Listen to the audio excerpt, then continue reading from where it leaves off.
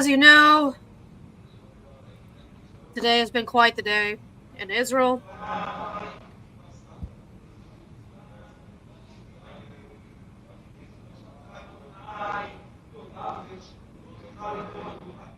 And I had to figure out why I have an echo.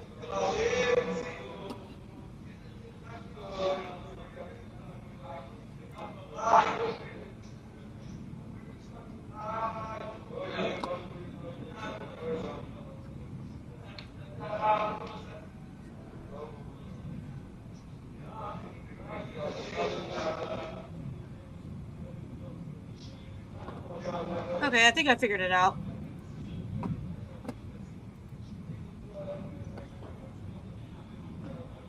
Should be fixed now on my end.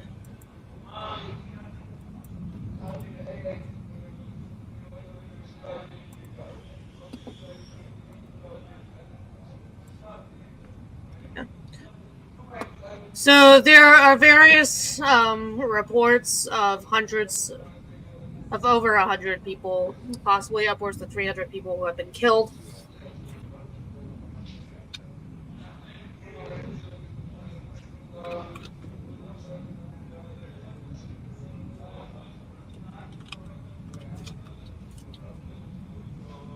Up on the top here, we have two live views of the skyline.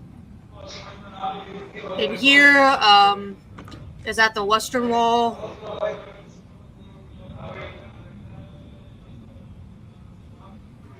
And I'm not actually sure.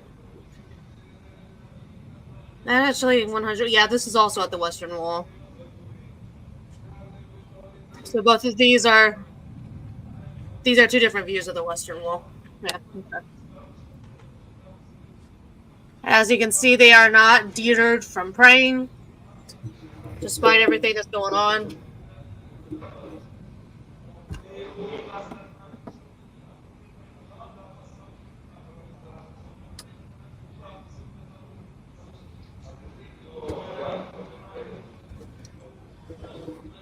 Respect for them for that.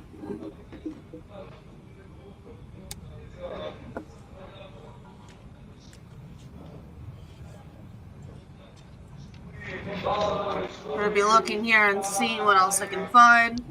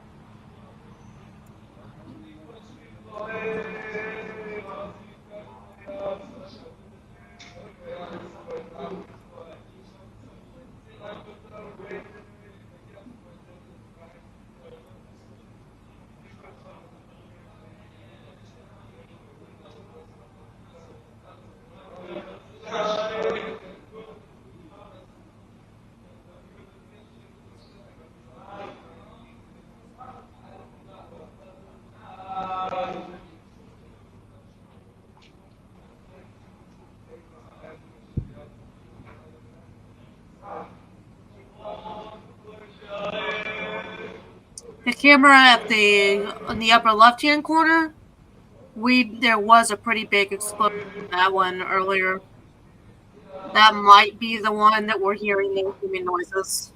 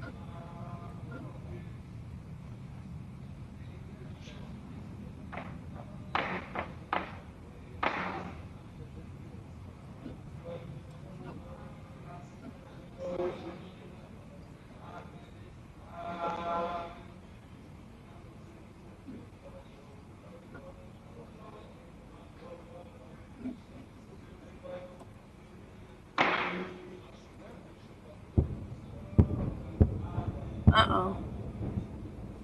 Let's see if we can see that live.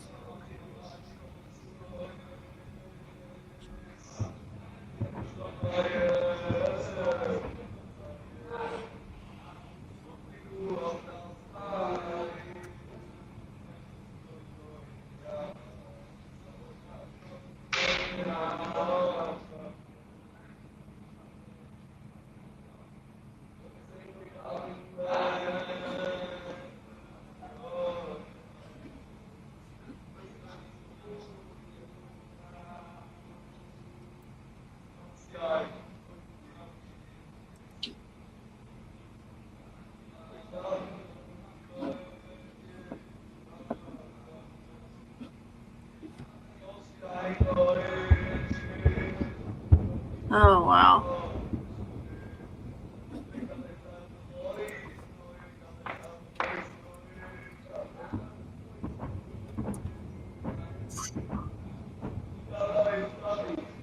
Think that dot must be something that's being fired.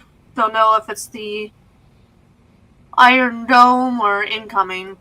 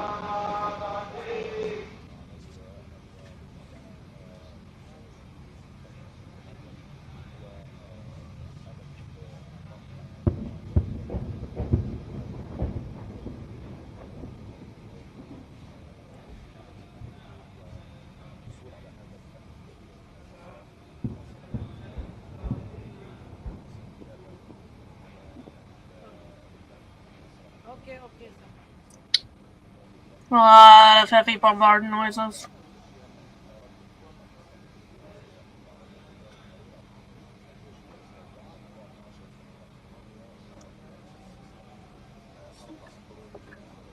أنا معاكم سامعيني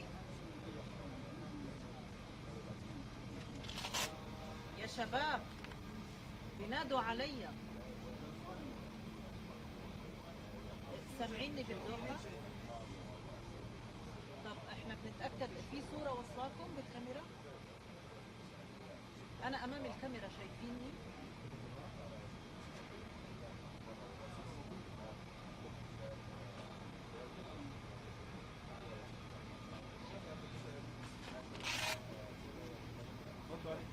اه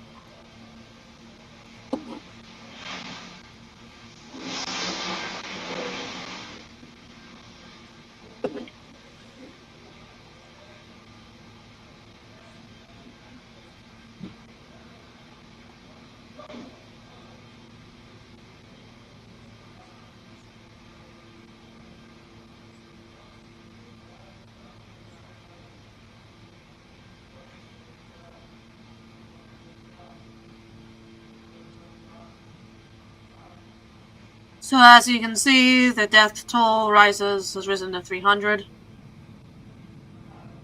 1,500 have been injured.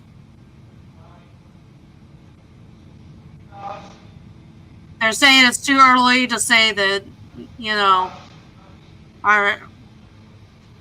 Iran is directly involved, but come on.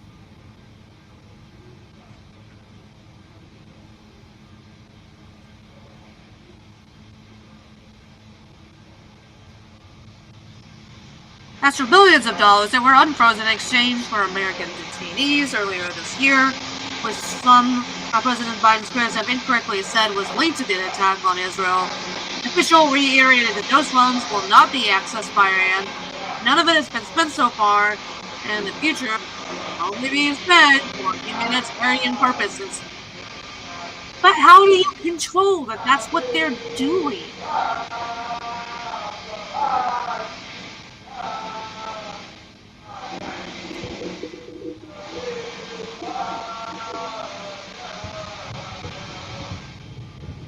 But in my opinion, you can. نعم بالفعل تواصلت رشقات من الصواريخ تضخ المقاومة الفلسطينية You cannot control what it is that they're doing. الإسرائيلية وكما ذكرتم بأن هذه الصواريخ تتفاوت في المدى والارتفاع وهذا دليل على أن هذه الصواريخ موجهة لبلدات قريبة Once they have the money, I mean, come on. حدود قطاع غزة. أيضا تواصلت خلال الساعات الماضية سلسلة من الغارات الإسرائيلية العنيفة التي استهدفت مناطق متعددة في قطاع غزة، ومن أعنف هذه الغارات كانت الغارات التي استهدفت وسط مدينة غزة وفي محيط ملعب فلسطين، والتي تبين لاحقا بأنها استهدفت مكتب رئيس حركة حماس في غزة يحيى السنوار وأيضا عدد من المقار الحكومية، وكذلك تواصل القصف على شمال قطاع غزة في بيت حانون. قبل قليل كانت آخر هذه الغارات التي استهدفت منزلا، وكذلك في شرق مدينة غزة. We're vaguely hearing what sounds like people doing broadcasts in the background.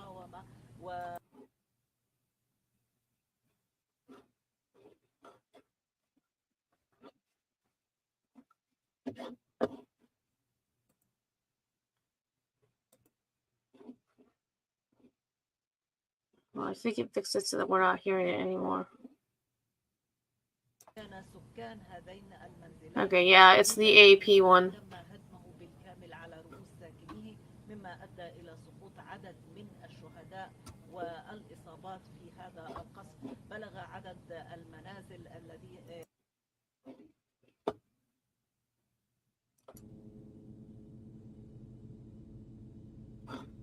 That's annoying. I'm going to put the sound up just from saying it in here.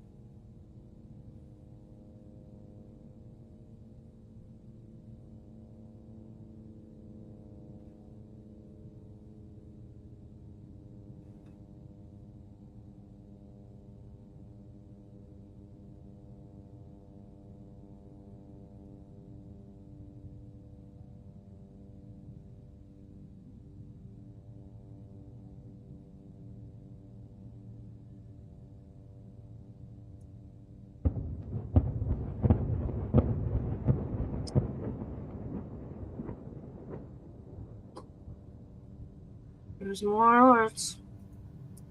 More bombs.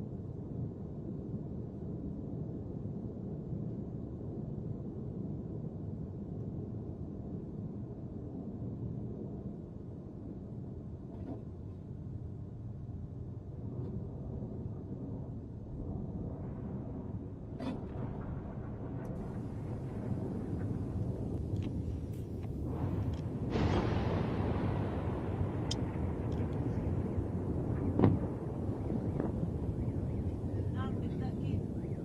نعم بالتأكيد هناك رشقات جديدة من الصواريخ Gosh. انطلقت من أراضي شمال قطاع غزة باتجاه الأراضي الإسرائيلية، وأيضا تزامن هذا القصف برشقات الصواريخ بغارة إسرائيلية على منطقة جباليا شمال قطاع غزة. وكانت قد سبقت هذه الغارة أيضا غارة إسرائيلية استهدفت البنك الوطني الإسلامي في حي النصر غرب مدينة غزة.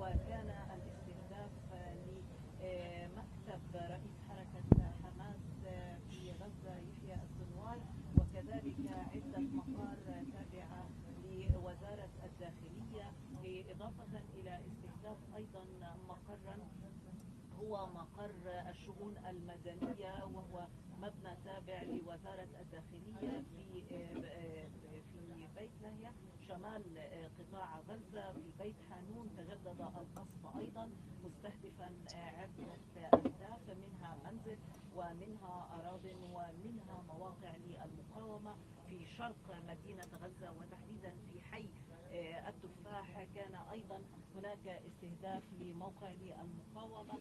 وفي خان يونس خلال الساعات القليلة الماضية تم استهداف منزل وتدميره بالكامل، وقد تمكنت طواقم الدفاع المدني من استخراج جثة امرأة من تحت هذا ركام هذا المنزل. في جنوب أيضا قطاع غزة استهدفت الطائرات الإسرائيلية مبنيين متلاصقين بعدة صواريخ، مما أدى إلى هدم هذين المبنيين بالكامل على رؤوس ساكنيها، وبالتالي كان هناك عدد من الشهداء والإصابات في هذا القصف. وقد بلغت عدد المنازل التي تم تدميرها خلال الساعات الماضية 10 منازل، إضافة إلى البرج السكني وهو برج فلسطين وسط مدينة غزة، والذي قالت كتائب الدين القسام في بيان لها وعلى لسان المتحدث باسمها أبو عبيدة بأن هذا القصف والاستهداف للأبراج السكنية ولمنازل المواطنين لن يمر بسهولة، وأن على إسرائيل وعلى مدينة تل أبيب أن تقف على رجل واحدة، وهذا بالفعل ما حدث.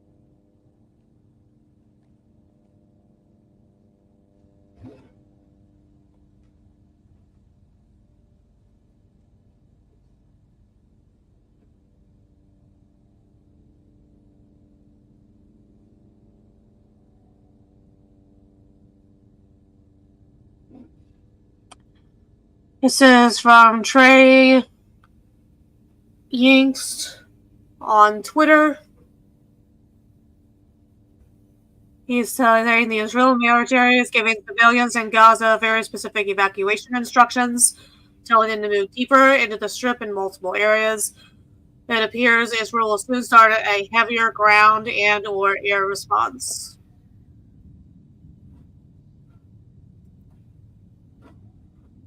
So,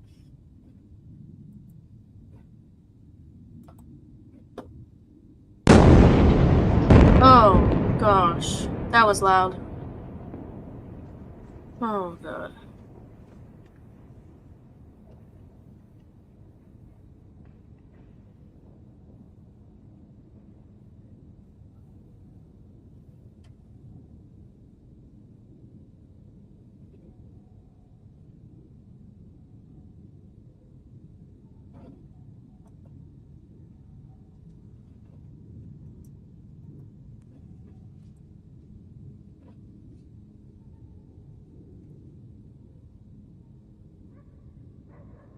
Update from the DUI guy plus. A minute ago, he has landed in Istanbul. If you are not aware, if you follow him on Twitter and YouTube, he was stuck for a little while because he was not able to get a flight out. I'm glad to see that he has apparently done so.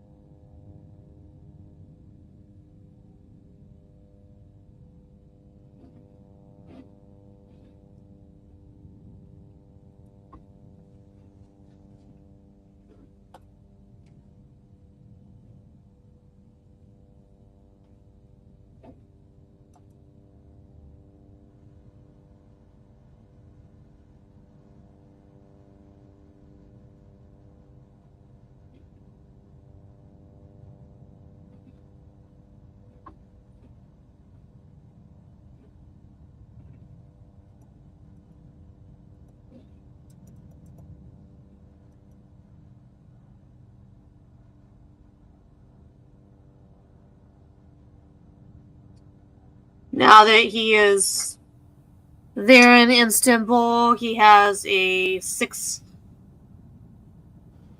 wait, and so layover until he gets to London. Is what he's reporting on Twitter.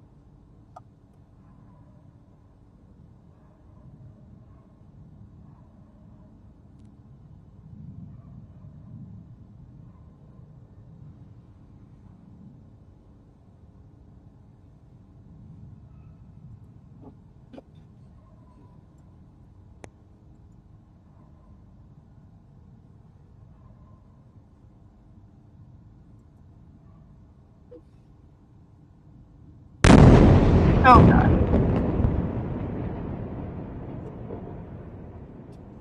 Oh wow.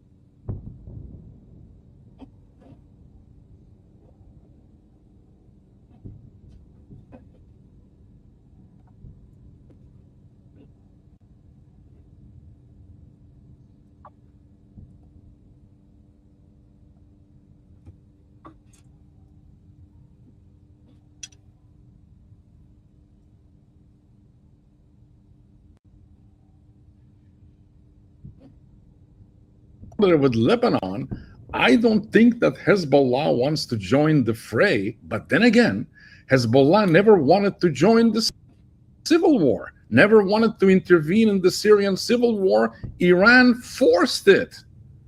And this time, it might again force Hezbollah to launch attacks from the south, from their south, Israel's north. And then Israel will be stuck with a two-front war, which I'm sure it can handle pretty well. But the toll on society, on the fabric of society, will not be very good, just like in 1973 in the immediate aftermath of the Yom Kippur War. So we shall see. And don't forget that the United States has $2.5 billion worth of heavy equipment and ammunition and so on and so forth stored in Israel. And now it has given permission for Israel to take it out and start replenishing its own rounds of ammunition and so on and so forth that is spending. So this thing will last 4 weeks, maybe even 4 months. We shall see what we shall see. Thank you. Thank you for the update. We do have Intel Agape. Intel, I would love to get some updates on your end. And I've posted some recent updates as well. We're tweeting pretty actively. Took me right now forever to find the Twitter developments that are Spaces. going on. It was a little bit more interesting than hearing some of following what the I have assessment to of the say. situation, the IDF decided to issue a closed military area order in the Gaza division area. So can anyone explain what is the closed military area order? Does anyone know? Closed military order, it means that no civilians can go into that area, not even reservists. In Israel, almost everybody is a reservist, but unless you're going to join your unit, if you're caught in that closed military reserved area, you could be court-martialed, imprisoned, or worse. That's what it means. Thank you. Thank you so much for sharing this. I do want to go to Intel Agape and then go to Haroon. Just any recent developments, your thoughts on the situation so far, and what can happen next? Could this escalate further? Could we see this spread to other regions? And also I'd love to get your analysis of the rhetoric in other regions, especially when it comes to Iran and Lebanon and Hezbollah. Absolutely. Thank you so much, Mario, and thank you, Rick, for inviting me on the show. I would like to comment on what Hezbollah is potentially going to be doing, what Iran will be potentially doing. I think that we've seen from a few earlier hours before this that Hezbollah was making comments that if Israel did get involved with some sort of ground invasion within the Gaza Strip, that Hezbollah would be getting involved in some way, somehow. We're the situation right now between Israel and the Palestinian factions is extremely, extremely delicate, to say the least.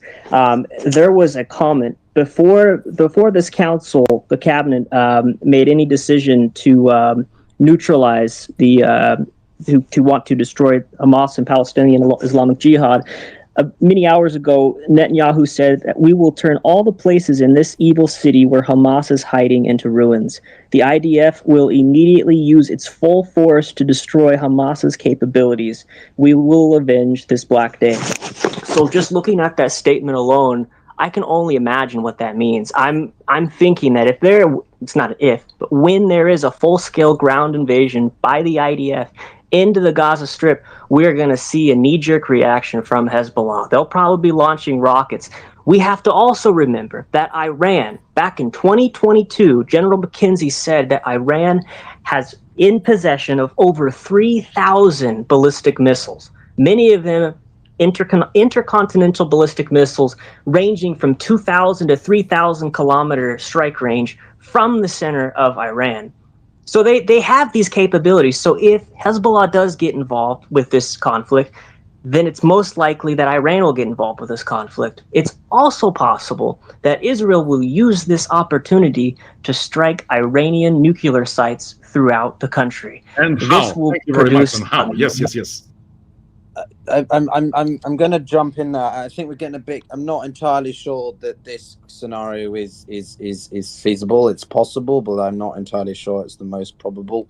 I don't see why Israel would start targeting sites in Iran unless they decided to directly get involved, which I but I didn't have the capacity until I got back. Did they have what they're dealing? Yeah. Sorry, go ahead. I remain hesitant on that bit, because also what does that mean? Iran has to start launching, medium range rockets across the airspace of a couple of other countries to do that, including Jordan. Iran would never do that.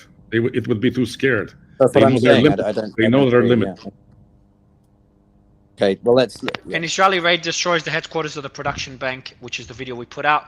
As by Al Jazeera correspondent, also sirens sound in Israeli territory surrounding the Gaza Strip. There are sirens sounding as we speak. Also, I do want to point something out, and I think this is important. I've posted a lot of videos, and generally they're videos of destruction, videos of death on both sides. And obviously, we've seen a lot of videos of members of Hamas. And the horrific things that were done on Israel. And obviously, we've seen the destruction from the Israeli strikes on Gaza, and we'll continue to see that footage. But the team did send me a video, and I'm going to post it now. I want to highlight something as I post this video, because this is the opposite of all the other videos I've posted. And that video shows that humanity still exists during times of war. So what I'm going to try to do, and if anyone can help me by sending me similar footage on both sides, because it's not about one side or another. This is about showing the good side of humanity, even during times of war. I'll read out the tweet. Palestinians, so the heading is Palestinian fighters protect Israeli woman and her child. The video shows Palestinians who entered Israel trying to stop a woman and her child from being harmed. They are seen directing her to safety away from harm. This shows even in a time of war, there is hope for humanity. There is good and evil on all sides, in all conflicts throughout the history of humanity. Humanity is far from perfect, and we see the ugliest side of humanity during times of war. We will continue to see horrible footage of people dying on both sides, but there are still good people, and I'll try to highlight acts of kindness on both sides. And I've asked people to share their thoughts on that video, so I've just pinned it above. It's the latest video posted on my account. If everyone can go and let me know your thoughts on that video. And if you could, in your comment, try not to be political, because you could easily post content of Palestinian fighters, Hamas fighters doing horrific things. You also post content the same thing on the other side. But if you do have any other content that shows the good during times of war on either side, please do share it. I do want to share more acts of kindness in such ugly times. And I appreciate the team for sending me that video. We'll see what the comments say, and if the audience agrees with that approach. Let's go to Haroon. Get your thoughts on what's been said so far, and then we'll go to the other panelists. And I see Ariel from Israel, who's been on our spaces before. Get his thoughts on the recent developments, and he's on the ground in Israel. I'm assuming he's there now, so it'd be good to get an update there. And it's Ahmed, if you do have an update in Gaza at any time, just jump in, and I'd love on the ground updates, because I know there's still airstrikes by Israel in Gaza, and I know there's rockets from Gaza towards Israel as we speak. Both are happening as we speak.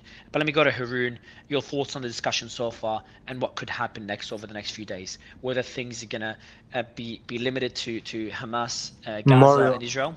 Yeah, go ahead. Mario, I'm sorry, I'm jumping in. From that Telegram source that you sent out, they just sent out a message that says the occupation army declares that the Gaza Strip is a closed military zone, and that settlers' entry into it is strictly prohibited. So all those people that they told to evacuate cannot go anywhere right now. They're literally stuck there. So as that people that are stuck, people within the Gaza Strip. So people in Gaza are not allowed to get out of Gaza. Is that what you're saying? Essentially, that's the interpretation of this. I'll read it one more time. I can give a definition of that if you want quickly. So it refers, so it refers to a restricted or off limits area, basically to usually civilians for military operation. Obviously, there are some key points. So access restriction, that you've got a clear idea of where you're trespassing. There's a purpose. Well, in this case, it's to achieve, the removal of Hamas. It can be temporary or permanent. It's usually for national security. But in this case, obviously, there is one element to the definition which is about legal implications. In this case, Israel is going to define that it's because it's doing it in terms of its national security and removal of Hamas. But people from the Palestinian perspective will argue that this is another illustration of them trying to basically subjugate and control the entirety of Gaza under the behest of Israeli interests or something like that. So this is going to, unfortunately, I think, exacerbate some of the other difficult moments we've had in the space today from different sides, because it will just be used in that way. But yeah, that's a brief overview. I appreciate it. Thank you. Haroon, I'd love you to jump in. Thank you very much, Mario. First of all lives are sacred. Sorry, just an need update, to, Haroon. Sorry. Just a quick update, and I'll give you the mic. Al Jazeera correspondent, Israeli army spokesman, we declare the Gaza division. We did mention that the hostages in Ofakim were rescued safely. That's Channel 12, Israeli Channel 12. The terrorists were eliminated by the IMM fighters, so that's by Channel 12 in Israel. So essentially, the hostage crisis in Ofakim, or the clashes in Ofakim, whatever you want to call it, has come to an end. So we're seeing that the clashes within Israeli territory are slowly coming to an end or ending. I'm surprised it lasted this long. This is mind-boggling to me. But obviously the repercussions or the attacks from both sides are ongoing. But Haroon, yeah, if you could get your update quickly, we do have a lot of panelists, and it would be good to get your thoughts quickly. Go ahead, sir. Thank you very much. I just would like to say that everybody has a duty here to see the life lost in this conflicts sacred equally. For years and years, Israel is trying to demonize and stigmatize uh, Palestinians as if they are the perpetrator of all this that is happening, while these people doesn't even manufacture a single bullet for themselves. But Haroon, you're not helping much in updates of what could happen next, or updates on the ground, sir. We're getting to a political coming to discussion, that. which we're trying to. No, but you can start. What You can is start with that, Haroon. You can start with that, and we've kind of moved away from political discussion, so I'm grateful for. I don't want to get back there, and that goes to all sides. So if we could just focus on what could I'm happen just next and trying updates to. now. But we don't I'm want that. I don't want that, Haroon, because what happened earlier is when it happened, we had severe clashes and got very emotional, and we started moving away from facts and updates for the audience. So that's why I'm trying to move away from these discussions. We will do it maybe later today or tomorrow, as the conflict, hopefully, things ease up, and we could focus on that rather than developments. But for now, I just want to focus on the developments I of what can can happen next. just add what is the next plan. I know they Thank you. have now blamed the Gazan people or the Hamas, but let me say what is going to happen next. Now that EU and US leaders are criminally giving Israel the carte blanche for the spectacle of shocking violence, Well, you're not adding, it will now Haroon. unleash. Haroon, you're adding. You came in as an analyst, etc., but you're not talking as an analyst. So I'll be a lot more strict on any political positions, and that goes to all sides. So anyone else who speaks, please be careful. Glad, Sully, I thought you were gonna attack me. I'm glad you agree. So I'm gonna go to Artin and then Chief. Artin, would love to get your thoughts on what we see now and what could happen next, and then Chief. Thank you. The very limited capacity that I'm here to speak on is specifically. You got muted. You got to unmute, just a glitch in the space, or you got a call. Chief, go ahead until Artin. I think you got muted. There it is. Artin, you're back. Yeah, go ahead, sir. Yeah, thank you for the mic, but the limited capacity that I'll speak on is what could happen next in reality. Realistically speaking, Israel has been trying to find some sort of reason to be able to attack Iran, and that's totally.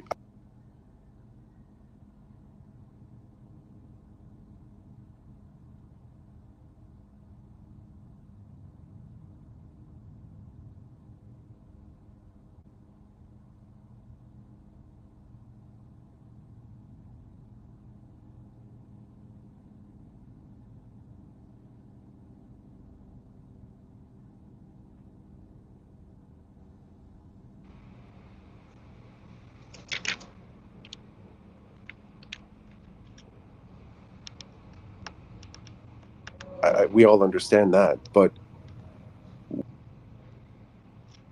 the air bases that it needs in order not to send, ballistic missiles clear across Europe to reach Iran, but we'll be able to use the bases that are in Zongilan, Jabrail, shortly in Lachine. Who'll be able to use those bases?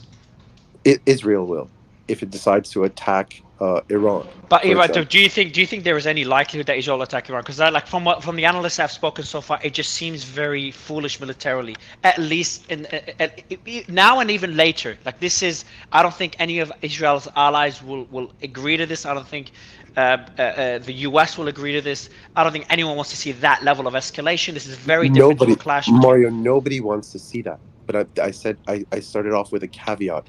If Iran comes out and admits full complicity with Hamas in the attack there, then do you think that could happen? Because that would be as well foolish from Iran.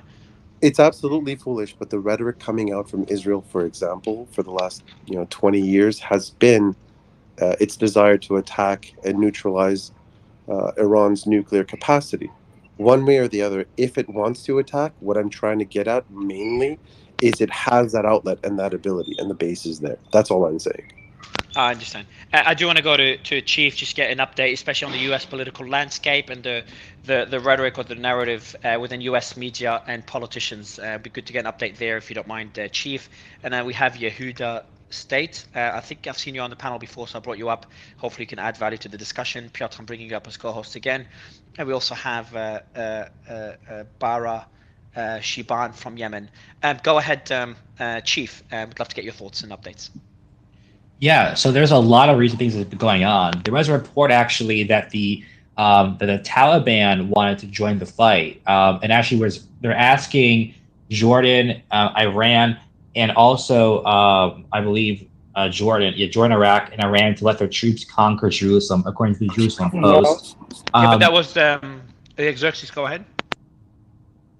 Xerxes, I think you want to correct that statement. Was that inaccurate? Yeah, I think that statement was from a parody, I believe. Yeah, that was. I think we had someone say it earlier. I think it was a parody account, but there was a statement by Taliban, something close to it. They said if the Arab world, sorry, I'm having a quick bite.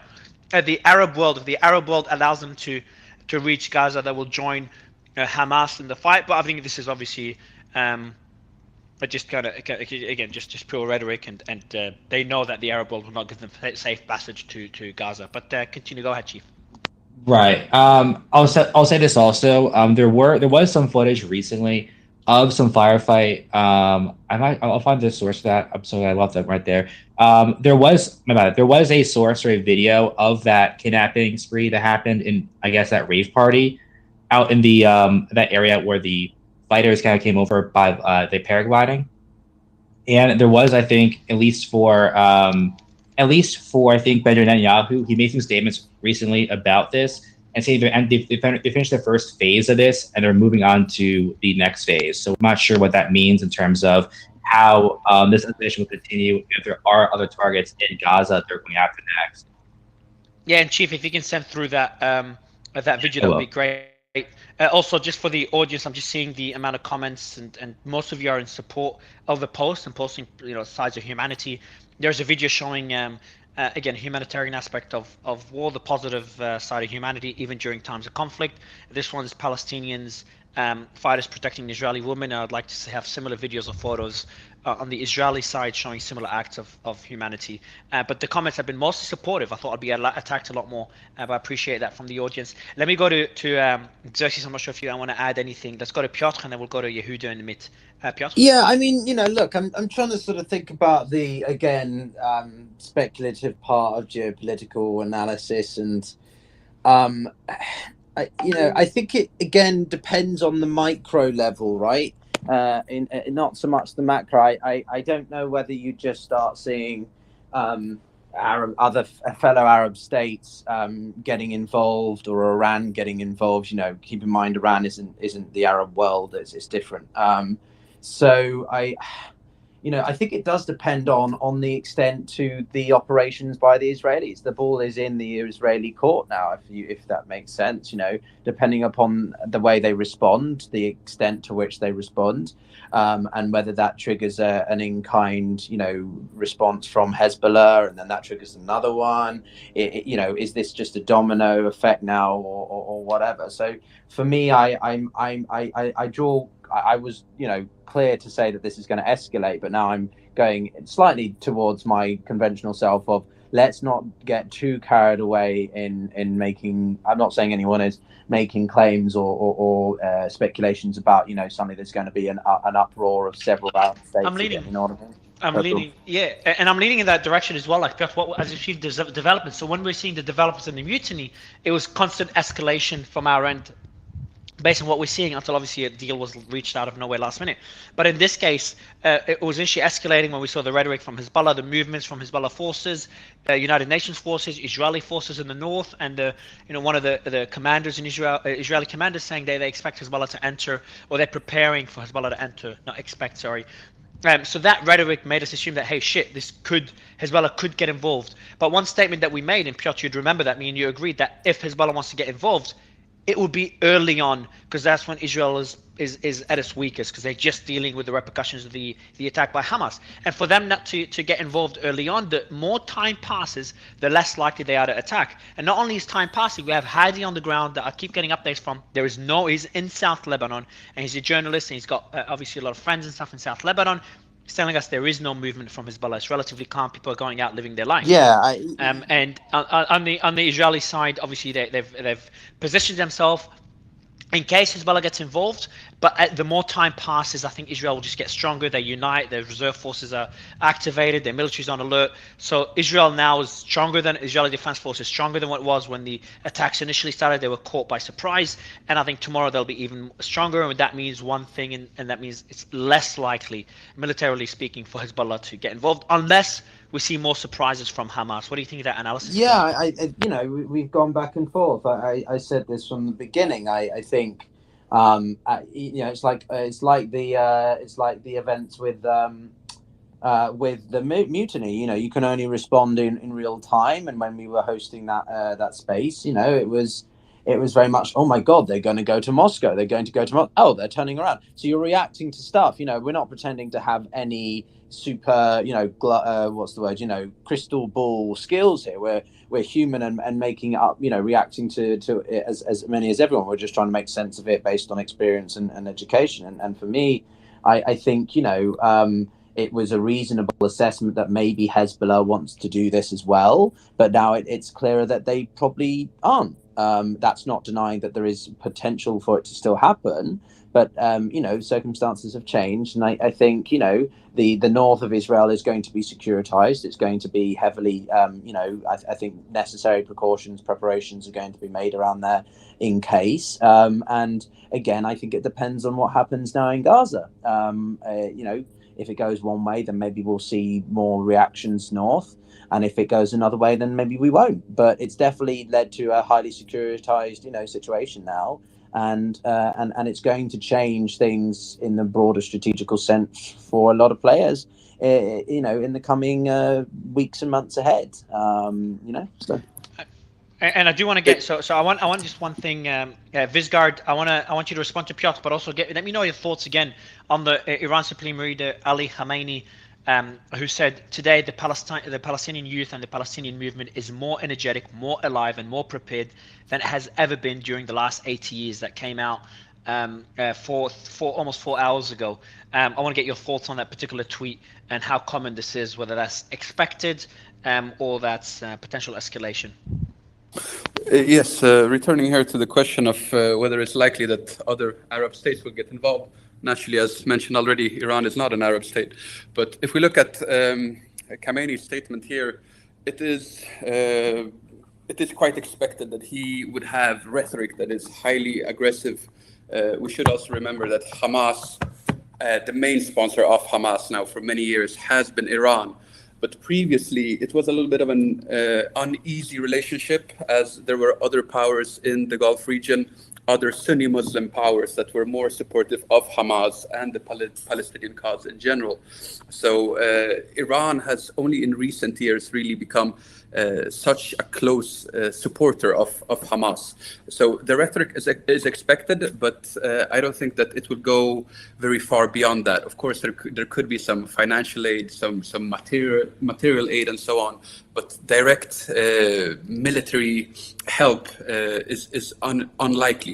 When it comes to the Arab world, we must remember, I mentioned earlier when I spoke that the Palestinians, they are quite isolated. The other Arab countries, they are keen on building new relations with Israel, making money and getting back into business. When it comes to the Palestinians, it's also worth noting that the Palestinians in Gaza are even more isolated than the Palestinians in the West Bank.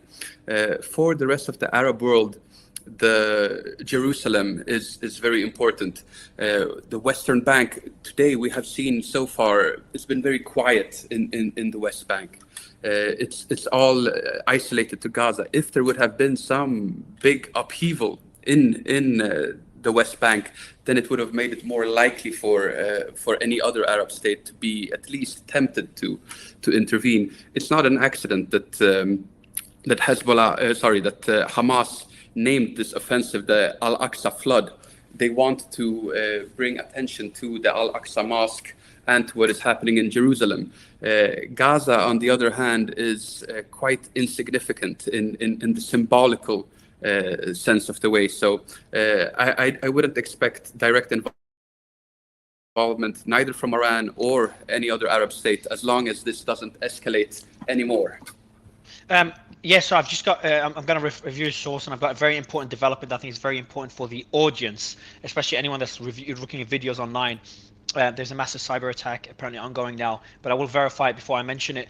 While I verify this, Vizgard, can you or your team, if you need time, it's fine, but has your team been analyzing military movements by Israel and Palestine and Hamas, and anything interesting in those movements? Is there a continuing military buildup on the north, for example? Is there any movements on the Hezbollah side? Would be good if your team has any information there, because it's been a while. I think the information, the fog of war here and the information's coming out are really far from being reliable at the moment. I think it was Piotr earlier who mentioned that it is standard procedure for Israel to beef up their defenses along all their borders just to have deterrence. But other than that, they are focusing on what will be a ground offensive into Gaza. That seems to be quite certain at this point. It will take some time before they actually enter Gaza, but once they do, they will come in with force. They will be determined. They will know what targets they are after. Naturally, they're going to try to rescue as many hostages as possible, even though it's going to be very difficult. Nevertheless, when it comes to Hezbollah, so far, we haven't seen any big movements up there. So far it seems to be there could be a whole other element to this. I'm going to be that provocative devil's advocate for a second, but this could be a whole sense of, well, wait until Israel is so far in with Gaza, and then suddenly Hezbollah is like, hi, and they start stuff and try to get Israel completely off guard, even with their defenses and deterrence. You know what I mean? Or was that just a completely absurd scenario to even think about? No, it's definitely something that you could imagine. However, I think that the element of surprise and a joint attack would still be preferential. That's what they did during the Yom Kippur War, for example, in 1973. The attack was coming from all sides at once. So I think that it would have been strategically better for them if they would have done it this way as well. So it seems to indicate that there has not really been any coordination with Hezbollah or even with Iran. And there's reports, I'm going to read it because a few people have sent it to me, but haven't been able to verify it, but I think it's fine. Sorry guys, a warning coming out of Israel regarding cyber attacks. Some people are going to upload pictures of the fighting in Jewish settlements on WhatsApp. I'm just reading out what I got. The file is called Seismic Waves Card. Again, it's called Seismic Waves Card. Do not open it. It will hack your phone in 10 seconds and cannot be stopped in any way. Pass the information to your family, friends. They talked about it on TV. A cyber attack on us from all kinds of directions is also starting. So talking about cyber attacks, just be careful opening links. I have not been able to verify this. If anyone has more information, please do DM me and the team will check it. And reminder for anyone listening, DM me if you want to come up on stage. There's a lot of requests.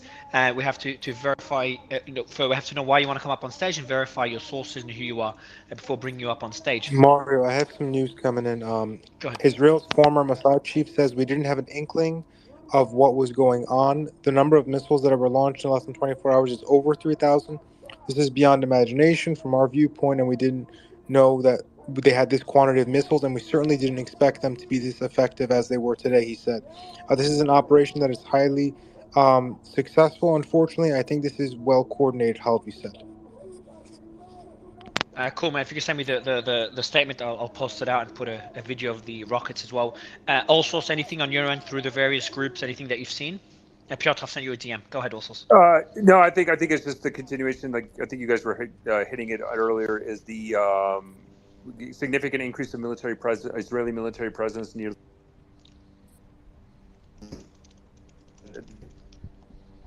There's going to be a severe Israeli air campaign, probably involving hundreds of aircraft targeting the large sectors of the Gaza, and it's probably reinforced by the fact that Israel has already released those pamphlets and statements directing certain residents of certain neighborhoods in Gaza to go to specific areas to avoid these airstrikes. So I think tonight we'll see a massive air campaign in Gaza, but I'll let you know if there's anything breaking. I appreciate it, man. Thank you. I will go to Mult. I know you've been waiting for a while. Would love to get your thoughts and just adding your thoughts on the geopolitical situation and what could happen next. Hey, thanks, Mario. So, I wanted to talk about exactly that, what was going to happen next. But before I do, a couple words about Hezbollah. Visegard, I think he was really close to being, right on the money about them. They're not involved. They don't want to be involved right now. It's not their thing right now. And even though they do have, close alignment on Israel and some other topics, they are, diametrically opposed and have a completely different religious belief than Hamas. And they're not in line, with them in that manner. So they're not going to get involved right now. And strategically, that's a good move for them, because when the wrath comes from Israel, they will not suffer any of it. And if the wrath is so great that Hamas takes a terrible beating and Netanyahu lives up to his word and destroys their abilities, what you're going to have is a vacuum. And as everyone knows, power abhors a vacuum, and Hamas will immediately become more powerful on their own. Now, whether or not that happens, I don't know. But right now, they're in standoff mode and they're watching, and that's a wise strategic move for them. Now, as for what's going to happen in the future with Israel, I know some people are saying, well, why haven't they attacked? Why aren't they going in? If you look back to 2012, when the Iron Defense Operation went into effect from Israel against Hamas, it was over less than 200 rockets. And I know Suleiman asked that question, is it normal for 3,000? Well, only 200 rockets, sent Israel into Gaza to attack Hamas. And they did their thing and they were out in 8 days. Now, a couple years later, if you remember back, 3 seminary students who happened to be American were abducted and also killed. And this drove a huge amount of anger. Just 3 deaths, not Israelis, but American students studying seminary in Israel. They were killed, and this drove the anger was so high and so built up over this in Israel that they launched an infantry attack, and this lasted for over 2 months. At the end, I think it was basically a withdrawal. They agreed to an open ceasefire and they withdrew. And what happened is Israel learned something very important about the infantry warfare capabilities of their enemy. And they learned that they were tactically efficient, they were strategically more educated, and they were a much tougher opponent than they imagined that they were at the time. And that withdrawal, even though both sides claimed victory, that withdrawal was Israel, making a strategically, valuable withdrawal. Like, hey, I think we're going to take some more heavy losses than we're already taking, and they backed out. So what's happening right now is Israel does not want to go into a infantry type attack with boots on the ground until they are 100% built up and ready. They will not go in with insufficient forces to be driven back out. When they go in, they're going to stay in. So right now they're hammering with air, they're planning their targets, they're doing all of their intelligence work. But even more importantly, Israel has enemies on their homeland. So they're doing strategic special force operations to clear their own land first before they enter. And I believe that's what's happening. I think logically. What are your thoughts? What are your thoughts? What are your thoughts on it taking so long to clear their own land? Well, I think because it's widespread. It's many different areas and villages, or sectors where these guys have taken hostages and have wandered the streets openly with guns and pulled people from vehicles and stopped at houses. And that's a really it's like the Mumbai attack, and which is what my LE task force studied. We got into the terrorism thing because that happened back in 2008 and 2010. There was a lot of focus on Hezbollah and Hamas and maybe this same exact type of attack on American soil. So we studied it pretty hard, and it's very difficult to fight against because the intelligence about it and their profile is so low profile and low tech. You don't know exactly where they are at. So it's going to take a while to handle that situation. But while they're doing that, I think you're already seeing light armor building. Let me go to Yehuda. Yehuda, are you currently in Israel? No, but my family is. And how's the situation now? Any updates from your family? Is it quieting down or is it escalating? Because based on the news, it seems to be quieting down. Well, actually, they're living in the north, so they've been like in northern. But I talked to my friends. So, for example, his sister, she's abroad, and her daughter. So the neighbor was killed, and her daughter, she just closed in the house. They could not go out, and there was a terrible report. But I need to give you some input about what's going on in Israel. Politically, what happened is in Israel that the army lied to the government. The army literally lied to the government. What happened is there is a war now between the government and the Supreme Court. The Supreme Court took over the country. What happened is all of them, all the sergeants, they should be kicked out tonight. They lied. And Bibi Conception was failed. He is afraid. You don't understand. This person is afraid of his, I don't know, anything can be afraid of him. He is afraid of everything. He is wasting time now. Who's afraid of everything? Bibi. This is interesting. Bibi is an Egyptian. It's the nickname for Netanyahu, Bibi Netanyahu. Bibi Netanyahu. Yes, he have a very weak. But Yehuda, question, sir, if you don't mind. Are we seeing now unity in Israel, which is pretty common when you're attacked by an enemy? The various political parties will unite against that enemy. We're not seeing that, at least in the short term. If anything, you see that as a short-term blessing in disguise for Netanyahu. Obviously, long-term more of a nightmare. But I tell you what's going to happen. Bibi is wasting time. He's waiting tomorrow for the International Council in the UN to condemn him. And then he will come to us and say, oh, sorry, I was blocked by the other forces. I couldn't do anything. I wanted to do it. And always he's telling us the same rubbish. So that's what's going to happen. Nothing going to happen.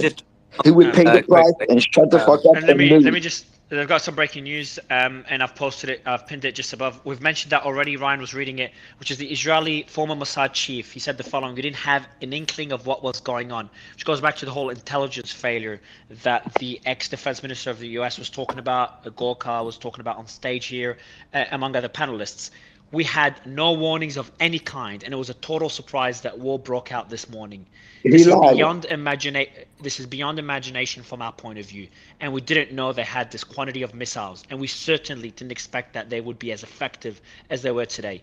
We didn't have an inkling of what was going on, and the former Mossad chief says he suspects the rockets were manufactured in the Gaza Strip after being smuggled in by sea, and that Hamas probably was able to perform trial training without letting Israeli forces discover their plans. Again, the intelligence failure that we saw from Israel is probably one of the most surprising things of all this.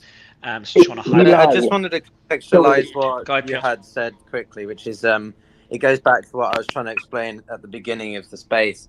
Israel is in an uncharacteristically difficult time with its democracy.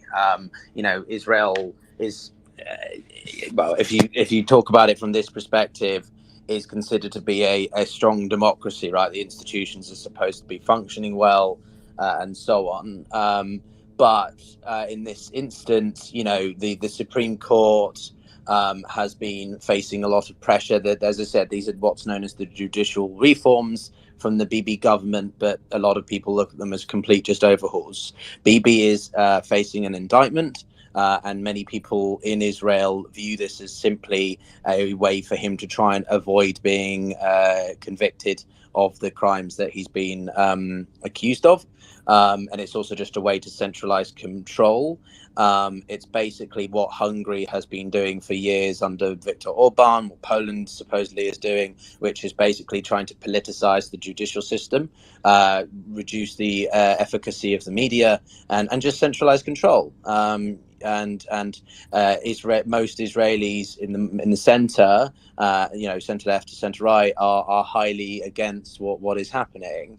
But because of what's happened now today, as I said earlier, the domestic situation is going to be put aside for the sake of the actual existentialism, of the country. So all the images of people going to blood banks, to the draft lines, and so on, is taking precedence over the domestic political polarization that's going on. Mario, if I just may, so we're getting.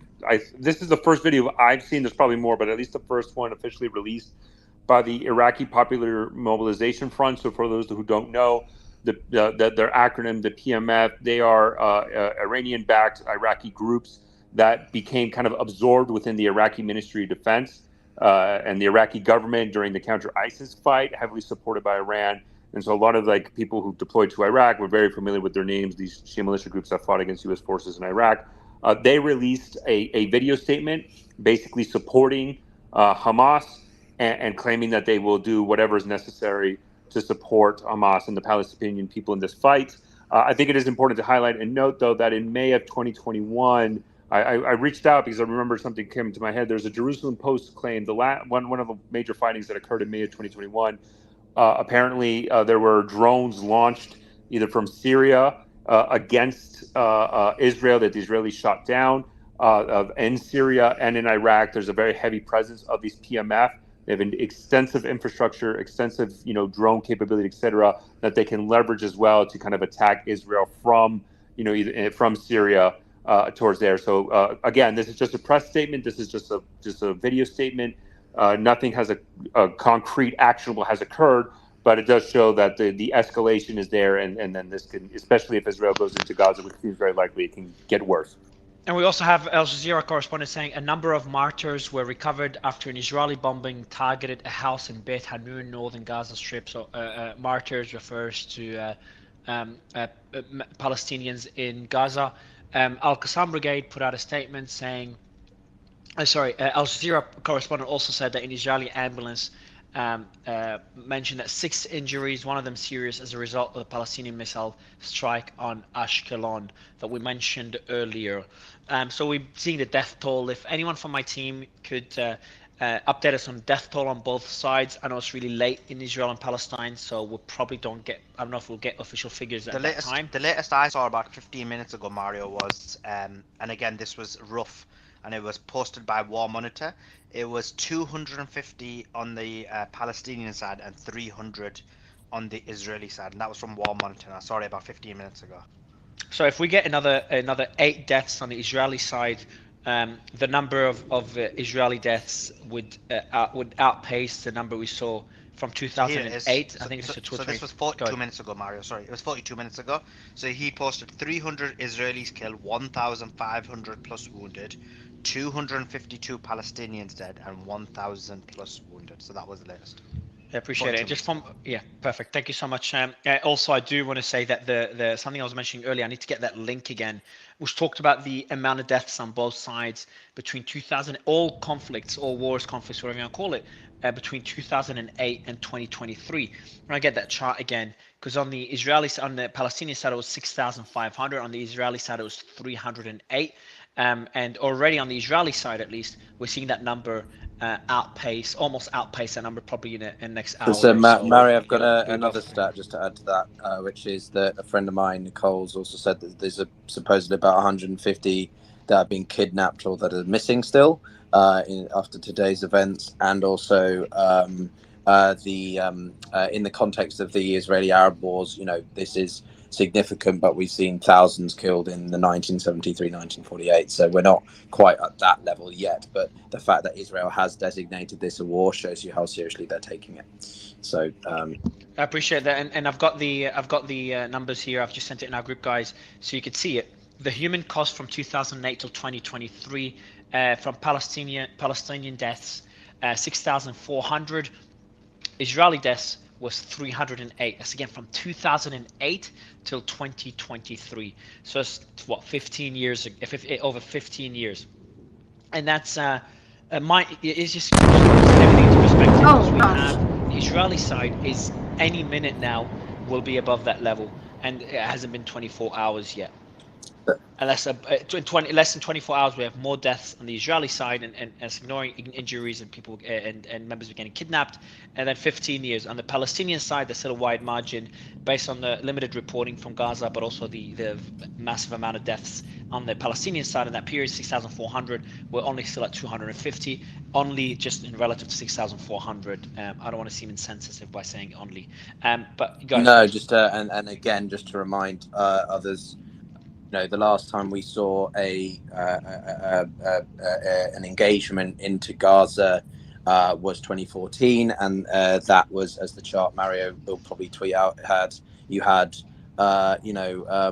several thousand, over 2,500 deaths, nearly 2,500 deaths over the 50-day assault in Gaza, coming from Al Jazeera. So this is going to be in the next few days, this casualty number, this fatality number will likely grow really high. It's difficult to tell. And just anyone on the Palestinian side, I know that you've got limited electricity and internet connection, but if anyone has family there, or anyone is on the ground there, please do DM me and request to come up on stage. You want to get some updates on the ground in Gaza. In the meantime, I do want to go to Larry. Larry, you were taking a flight when we were speaking earlier, and while you were speaking, you were missing one flight, second, I think third, and you were telling us how it's going to get delayed. And while you were speaking, one of the employees came to you and said, "Hey, the plane's about to take off." And obviously you updated us and jumped off. So Larry, are you right now in Turkey? Did you arrive to Turkey heading to wherever? I can't remember. I think the UK, or are you still in Israel and plane got delayed again? Larry, are you there? Yeah, I'm here. Sorry, I forgot to push the button. My brain is finally able to breathe. I am out of Israel. It was definitely quite difficult, but successfully have exited the country. It was definitely a mess. A lot of people were frazzled. A lot of flights were canceled, but I'm in Istanbul right now, and my connecting flight is in about 4 hours. So I'm very lucky. I'm very blessed. Can you tell us the details of everything? Like, where were you? When did the attack start? What did you do? How was the trip to the airport? When you went to the bunker, or went to safety at the airport when the rockets were landing? Would love to get a journey of your experience throughout this, Larry. And I do want similar experiences in Gaza as well from members there. If you can please request to come up on stage. But Larry, I'd love to know your story. Sure. Okay, so I woke up actually a little bit later than most. I don't know how I slept through the siren, maybe because I went to bed quite late. So I woke up around 11 a.m. local time. My checkout was at noon. My buddy messaged me that I need to call him immediately, which was very alarming when you get a message like that first thing when you wake up. And I looked outside and I saw no people, no cars. And I was in the heart of Tel Aviv. I was at the Rothschild 22 Hotel on Rothschild and I forget the cross street. So in the heart of Tel Aviv. And I call him. He says, "You should probably get out now." And the situation is getting pretty ugly. That the borders of Israel have been penetrated by Hamas and other terrorists. And I also call my brother who lives in Ashkelon because I'm very worried about him because he's Just Larry, much closer. we're trying on both sides to avoid the word terrorist, just to not, Oh, you my fucking apologies. serious? All good, all good. I, Go ahead, I, Larry. I All didn't good, know brother. that. Okay. We're Got it. trying to avoid the word terrorist. So I know he's in Ashkelon, so he's closer to the action. And he was fine, thank goodness. So he's bunkered up at his home. He's got the 3 young children and a girlfriend. He told me he's not going anywhere. There's nothing I can change his mind. God is going to protect him. And I love my brother, and it was scary to hear that, but that's my brother. So what am I going to do? So I told him the situation. He said it's probably a smart idea to leave. So I went downstairs. I packed all my things. I went downstairs. My checkout was at noon, and it was already like 2 p.m., maybe 2:30. I booked a flight to Romania initially, to Bucharest, the capital. And I went downstairs. There was nobody called me. "Excuse me, sir, you have a checkout time, 2.5 hours ago." It was a very unusual experience for me, and I understand now why. So I went downstairs. I asked for a taxi. While I was waiting for the taxi, there was only one taxi going back and forth between the airport and Rothschild 22 Hotel. So I decided to book my own. It's kind of like an Uber in Israel. It's called a Get, Gett. So I decided to, while I wait for this taxi, see if I can get a Get. A Get showed up. Lovely gentleman. We spoke a lot on the way to the airport. He told me about this whole situation and how frustrated he was with the Israeli military and that action needs to be taken. I got to the airport. He dropped me off at the wrong terminal. There's Terminal 3. I was supposed to be in Terminal 1 from my flight to Bucharest, so I grabbed a shuttle. It was the wrong shuttle because he told me grab the yellow shuttle. I went on the yellow shuttle, and this particular yellow shuttle went to the parking lot. So I had to exit that yellow shuttle, get on another yellow shuttle, and that yellow shuttle finally took me to Terminal 1. In Terminal 1, I got into a very, very long security line. So in Israel, there's like 3 security lines. You have the security line, then you have the ticket line, and then you have the security line again. So there's 2 security lines, one with X-ray screening, one without. The X-ray screening comes last. So as I'm almost at the end of the first security line, I haven't even checked my bags yet. A gentleman comes out, starts telling everybody that if you're flying Wizz Air, your flight has been canceled. And I'm like, oh shit, my flight is Wizz Air. But I'm like, all right, I'll figure things out. So as I'm snaking through the line, which is now thinned out dramatically because people are leaving, trying to figure out what to do, I start booking a flight to Macedonia. Yes, Macedonia.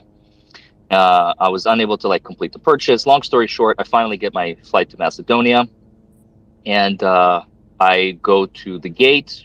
Lo and behold, the Macedonian flight has also been canceled. So now I try my luck at the Krakow flight. About an hour later, the Krakow flight gets canceled. Terminal 1 is basically all but shut down at this point. And has there been any by that point? Was there any rocket attacks at the airport, or not yet? When you had to shelter? Not yet. Okay, I'm getting there. So there was only one siren in the morning, which don't ask me how I slept through, but I did. Maybe because I went to bed so late, but whatever. So I leave. I go to information because now I'm 0 for 3, and I asked the guy what is the safest you think is going to be I'm going to have the most luck? Which city do I need to book my flight through? And he says London. Good, just go to London. I'm like, all right, I trust you. You work here, whatever. So I book a flight to London. I come up back to him. He says, "You need to go to Terminal 1 now." Like, or excuse me, Terminal 3. I always get those mixed up. So I leave Terminal 1, go back to Terminal 3 where I started this whole ordeal. And I go again. You have to go through security. My kiosk doesn't even open yet because it's like 5 p.m., 4 p.m. We do have some breaking news, so I'll let you, and then Larry, I'm just going to interrupt you just to mention the breaking news. Sorry, so Blinken has discussed in a phone call with the Qatari Prime Minister and Foreign Minister the recent attacks against Israel. So there's been more communication with the US. We don't have more clarity on that yet, and they've agreed. So the only point we have is that they've agreed to close coordination regarding the situation in Gaza and Israel. Also, I do want to mention something, and that we're going to be posting an update as we clarify this. There was the very heartbreaking image of the girl that was being dragged along in Gaza, and that was mentioned as she was an Israeli Defense Force member who was female. I think you all remember that. That video went viral. And well, we do have clarification on this. It's pretty common during the fog of war, and I've got the. Could I comment on the Qatari but Blinken thing? When Yeah, you I will. Guys, Yeah, one of second. course. I Let me also have just breaking news. Yeah, so let me just finish this one, then go Ryan, then Piotr, and then that. So that Israeli soldier turned out to be the German from the. There was a concert, if you all remember. There was a concert on the border with, close to the border with Gaza, an Israeli concert similar to Burning Man, and that was attacked, and a lot of people died, and apparently she was one of the victims there. I was having a look. Her username is Shanuk, SHANUK. And then the image shows a tattoo on the image of the girl in the Jeep and the image of the girl that was at that festival. It seems to be the same girl based on the hair and that tattoo, and the shoes as well. Same shoes. It's just a heartbreaking photo, and she's just a beautiful, nice girl that a civilian caught into this, and we're going to see civilians on both sides caught into in the carnage. Ryan, you've got more updates? Yeah, just 40 seconds ago, we have a message from Netanyahu saying that Israel will cut off supplies to Gaza.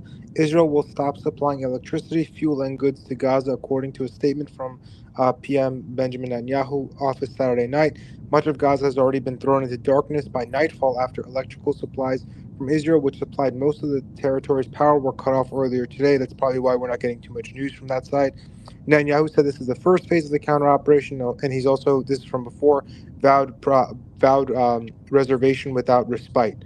So it seems like the rumors we were talking about in the back channels about electricity being cut off are true. They're cutting electricity, fuel, and goods. So it's kind of like their own form of sanctions. The blockade. It's pretty common by Israel to conduct a blockade during similar times. And Piotr, I think you wanted to comment on the communication between Blinken and Qatar. Yeah, so you can delete it, when you when I've said, but I've just posted it. But basically, this is what Qatar said 12 hours ago. They called Israel responsible for the escalation, but then also pushed for restraint. So it's quite interesting, really, to now be hearing Blinken's got off the phone with Qatari officials. I would remind everyone that America has a massive military base in Qatar, and Qatar has been a central, shall we say, point of contact or base for sort of the Taliban in the Afghan withdrawal, and just generally is seen as sort of a country that the US uses quite a lot as a not maybe a. The US tries to use it as a strategical point, whilst also having good, alliance relations with Saudi and stuff, despite Saudi and Qatar having bad relations. So interesting to see the US trying to leverage, other countries to sort of get some kind of peace or some kind of progression through. So hold on. You make a statement that they're trying to reach peace, or trying to at least ceasing the aggressions, or avoiding escalation. Where are you getting that statement from? Because it doesn't say that unless you have information beyond. No, I'm not saying that they're saying that. Okay. What I'm saying is that they're trying to use Qatar as a means by which to explore options to achieve a ceasefire or whatever. You know what I mean? They're trying to explore options about this in a post conflict sort of setting. That's all I'm saying. It's just quite interesting that they'd speak to Qatar, given that Qatar has directly called America's ally Israel out only 12 hours ago. So it's just interesting. For both sides to speak, isn't it regular lines of communication between both sides usually? Yeah, it is, but it's still notable that America's prioritized Qatar over, say, Egypt or Turkey or Saudi Arabia or something like that. They have plenty of countries that they could speak to, but Qatar. I was just surprised that was one of the first countries to hear. That's all. Just a quick comment here. It's worth noting as well that the top leadership of Hamas is in Qatar. Yeah, the top leadership of Hamas is currently in Qatar. Yeah. So this is what I mean. They have an office for the Taliban there, and they also have an office at Hamas. Yeah. I appreciate that, and I do want to go to Vizgard. Sorry, go ahead, Sully. I wanted to go to. Did you want to go to Vizgard? I was going to go to Ronnie. I did see Ronnie on stage. Vizgard, just quickly, any comments before we go to Ronnie? Any comments on these on the Qatari in the US discussions and what Piotr just said, and then Sully will go to Ronnie. If you allow me, Qatar has always been. Wajih as well. Yeah, go ahead, Wajih, and then Vizgard. Not sure if you want to add anything, and then we'll go to Sully. Go ahead, Wajih. Thank you. Qatar has always been a liaison between Islamic religious extremists group such as Al Qaeda and other groups between Hamas and other factions like that. They've been doing all of the negotiations on behalf of the United States for the return of U.S. soldiers as well from being under terrorist, from being prisoners with terrorist organizations. So Qatar has always been involved with that. We're avoiding just the term terrorist. That's stupid. To others, and that applies to Call all them sides. what they just are. To avoid political discussions and back and forth like before. Sully, I'll give you the mic, and you wanted to go to another speaker. I wanted to go to Ronnie. Ronnie, thanks for joining us. I know you basically have a Jewish heritage, and you left the occupied regions. So I mean, I'd like to hear what your thoughts are about what's happened in the terms of the events, what happened over the last day or so. Yeah, hi everyone. To be frank, first of all, I joined just recently the space, so I don't know exactly what was happening in the space. So I'll just say quite general stuff for the moment. Other than that, I didn't join the space this morning because of the framing, because I think the title was something like Hamas attacks and enters Israel. We can't hear you. Sorry, we can't hear you too well, Ronnie. If you could fix the mic, please. Sorry. Can you hear me now? A bit better. Just make sure your mic. Sorry, go ahead. Just on the. I think Sully's asking. I'm not sure if you heard. Just your thoughts on the latest developments and what we could see next. Yeah. So look, I was just saying. First of all, I would say generic things for now because I just joined the space. And I would like to say, just like the tweet that I shared here. Stanley saying Palestinians cannot invade Palestine. This is all Palestine. You can call it Israel if you want. It's the exact same place. There is no Israel and Gaza. But so if you don't mind, Ronnie, as I've done before. These discussions? So that's what I'm trying to do. So Ronnie, what we're doing in the space and we're trying to do for the last 20 hours is just avoiding these discussions on is this Israel, is this Palestine, what's the history, who's right, who's wrong, what happened in the past. So we're trying to focus because that's an important discussion, but not one we're ready for, at least not after a 20-hour marathon. That will be going. So what we want to focus on, Ronnie, sorry, and I'll give you the mic. Just latest developments right now, thoughts on events that have happened recently and what we could expect next, like the Qatari-Israeli discussions just then, Netanyahu's comments, the blockade on Gaza, whether Israel will enter Gaza, how that could look like. This is what we're trying to focus on the space. I know you weren't there earlier, so would love to get your thoughts, please. Okay. Thanks. Thank you. Okay.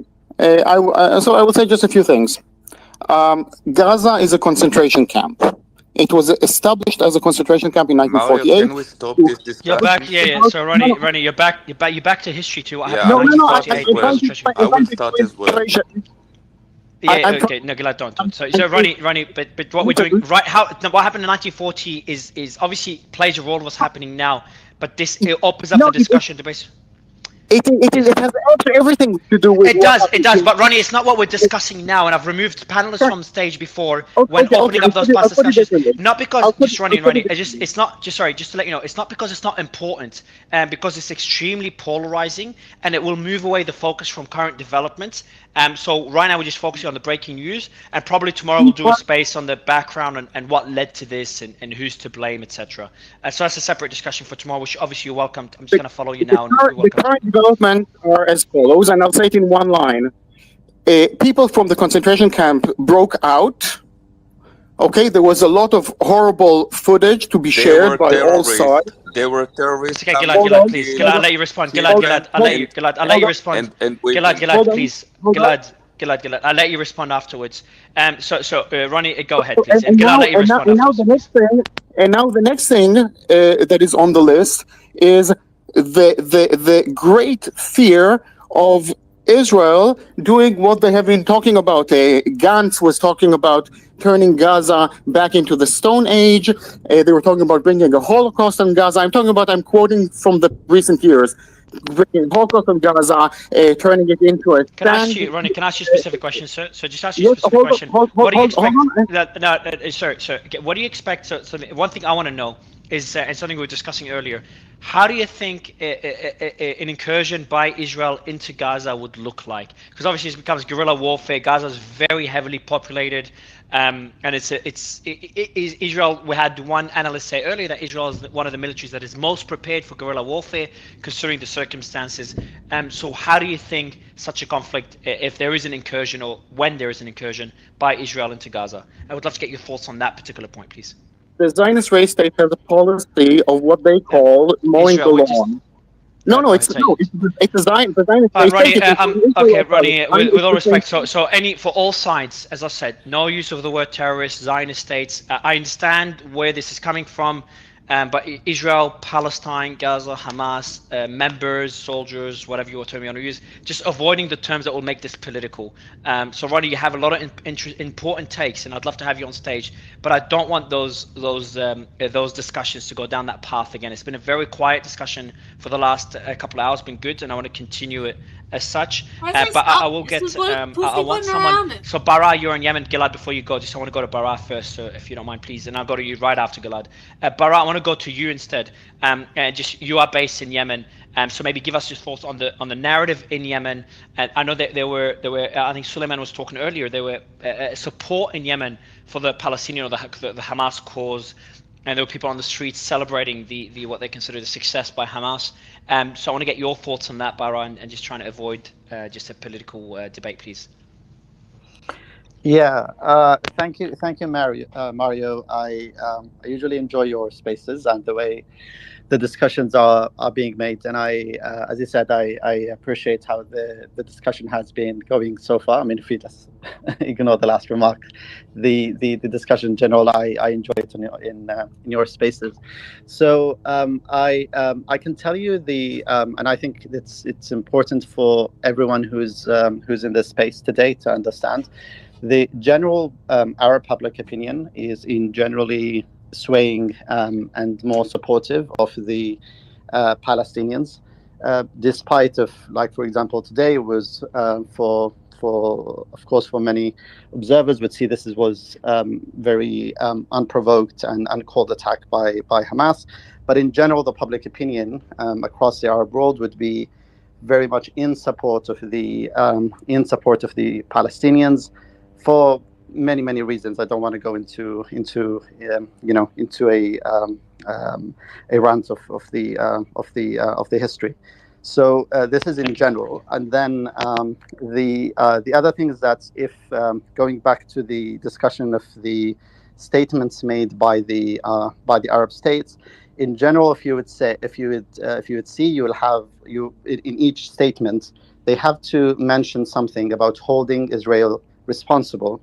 That's mainly because of the reflective of the street public opinion. So they will try to mention. I think it was in your space that you referred earlier to the statement by Saudi Arabia, where they were holding Israel mainly responsible for the escalation, and then calling, of course, all sides to. Sorry, just to clarify, Yeah? it was not Saudi Arabia. No, and Saudi Arabia. So there's a statement by Saudi Arabia, there's a statement by Qatar, there's a statement by the Gulf Cooperation Council, and the tone is around this. It's mainly holding Israel responsible, but then asking and calling for all sides to restraint and for a ceasefire. So, in general, what I'm trying to say is this is mainly reflective of the public opinion. Now, this also includes the states, the Arab states that have signed the Abraham Accords, and they kind of sometimes have to toe this line because you do have talks and peace talks happening with Israel. A lot of Arab states are talking about opening businesses and having means or ways to expand relationship with Israel. But when such attacks happen, they have to kind of be let's say wary of the Arab public opinion. The other points I want to also to mention is when talking about the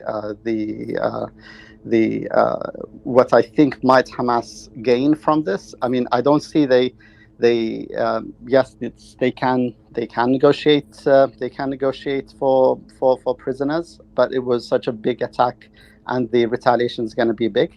But I think mainly you can see is we remember Netanyahu was speaking about them coming close to an agreement with Saudi Arabia, highly depending, of course, now on the retaliation by Israel. But most likely this is going to halt any talks with Saudi Arabia, and it's going to, at least in the short term, it's going to freeze the ability of both sides to actually announce anything. So just a point of clarity very quickly. I don't know if it's a statement that came out, but I'm reading the tweet that I shared about 12 hours ago on the Saudi Foreign Ministry statement. They said, quote, an immediate cessation of violence between Israeli and Palestinians. We are following the unprecedented developments between a number of Palestinian factions and Israeli occupation forces.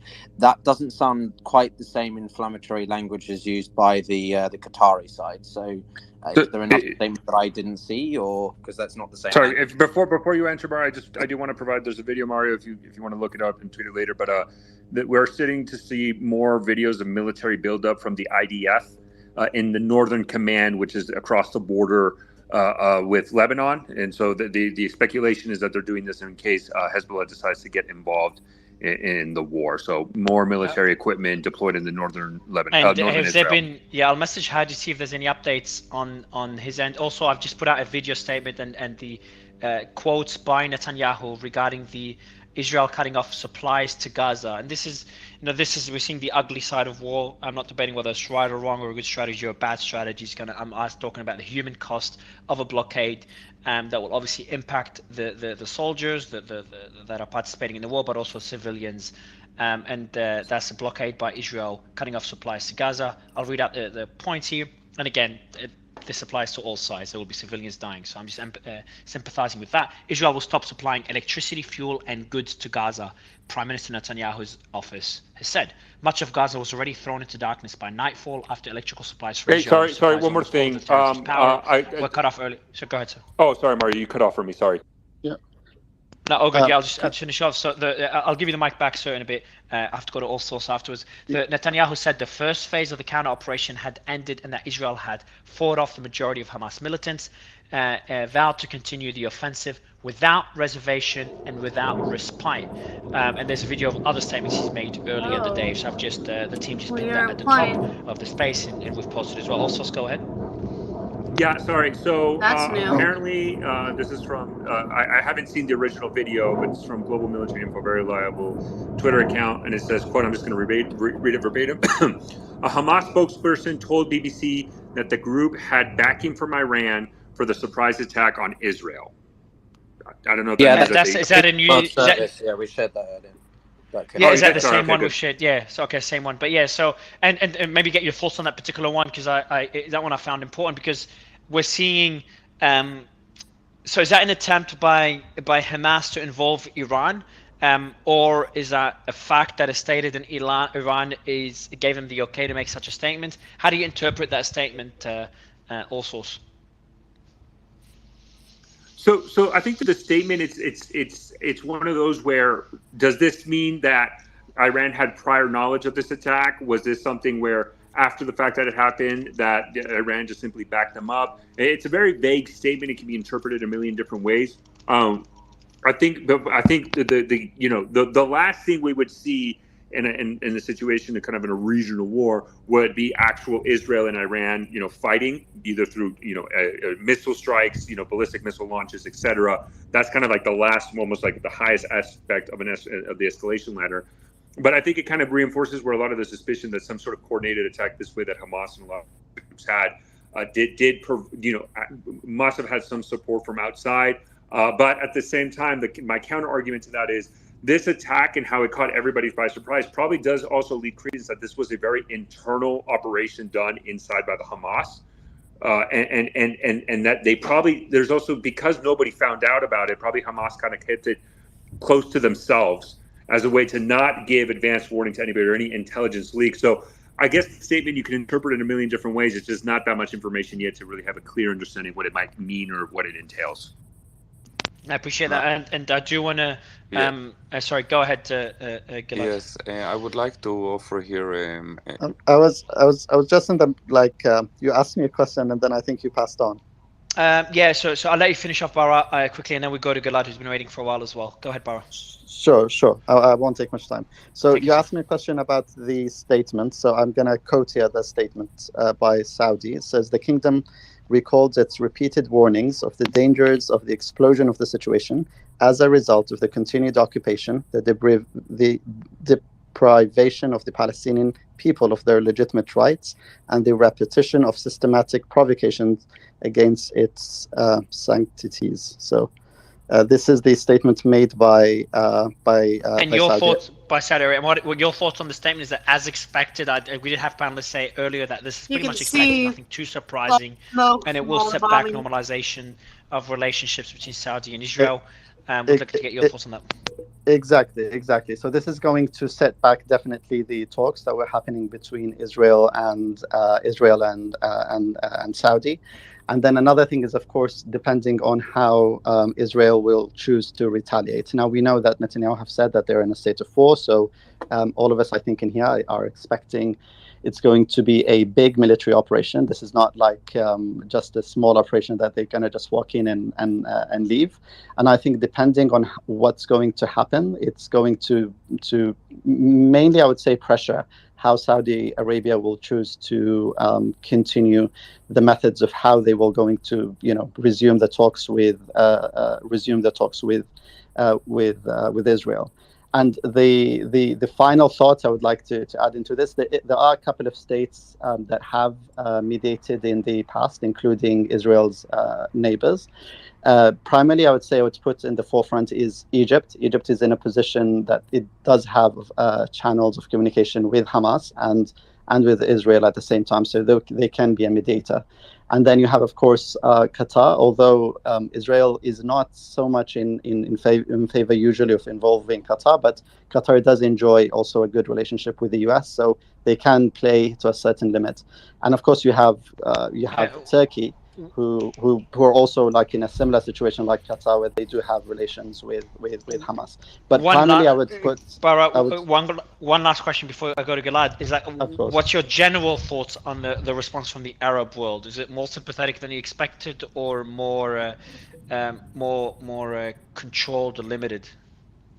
I think in general you have this clear division in the Arab world in terms of, because Hamas had aligned itself in the last couple of years with Iran, and there is an ongoing kind of tension between many Arab countries, with specifically with Iran, and for example in relation to the situation in Syria, and in Syria and so on. So this does affect to a certain limit how many of the Arab world do view the situation.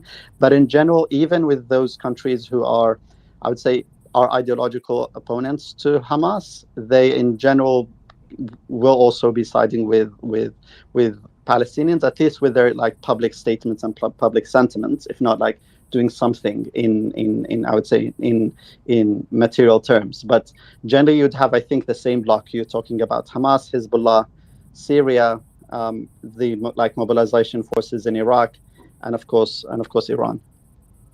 I appreciate that, Gilad. I would like to get your thought. And Gilad, maybe you can give us a quick update. Yes. Just quickly, Gilad, I'm going to go to Gilad, Piotr, if you don't mind. Studio, I've sent you the co-host invite. Gilad, the question for you would be, and obviously you've got other points to make, but the question is just an update on the ground in Israel. Is it relatively quiet? We haven't seen any reports of new rockets from Gaza. The Iron Dome, I guess, is pretty quiet as well. Are these fair points I'm making? Am I correct? Relatively, there was. I don't know if you saw that a hospital in Ashkelon was bombed. I don't know if you mentioned that just about an hour ago. You were talking about the death toll. Let's say that I have a few resources that are talking about probably 3 times the actual numbers that now been published, and they will see that unfortunately tomorrow, the day after. So I guess.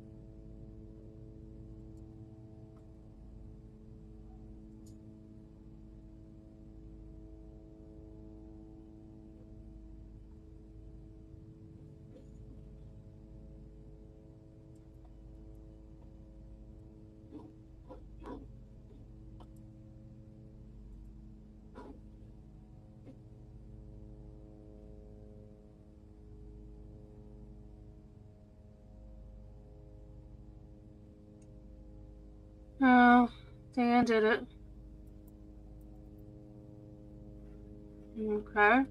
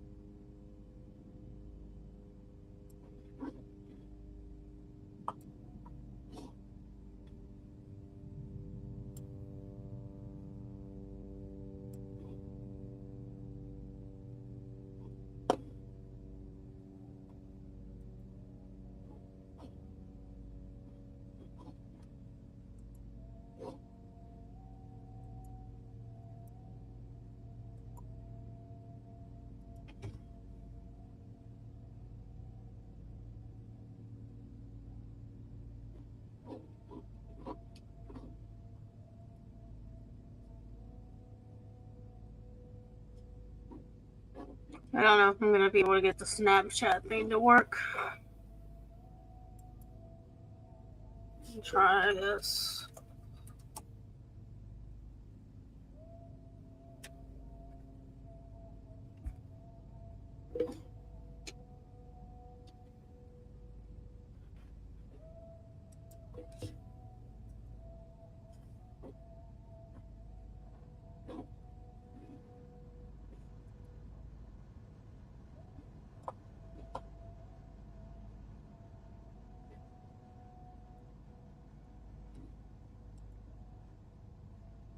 شوف اليوم اللي اجى عندي اخو شكل وين هلا بتبع يا زلمه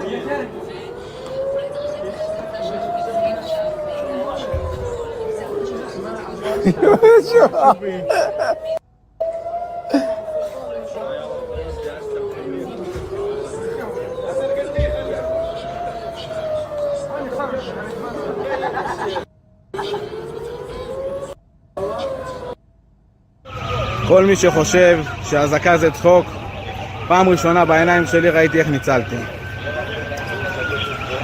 וחבר שלנו נפצע סיינה. שימו לב.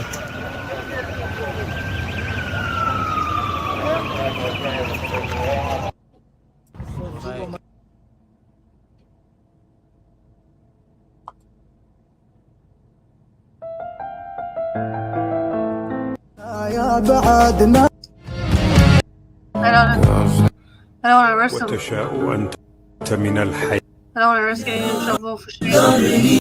السلام عليكم. These people are gonna get me in trouble for sharing music. عالغاصب حط شروط خلف المختار محمد. They're gonna get me in trouble for sharing music. YouTube.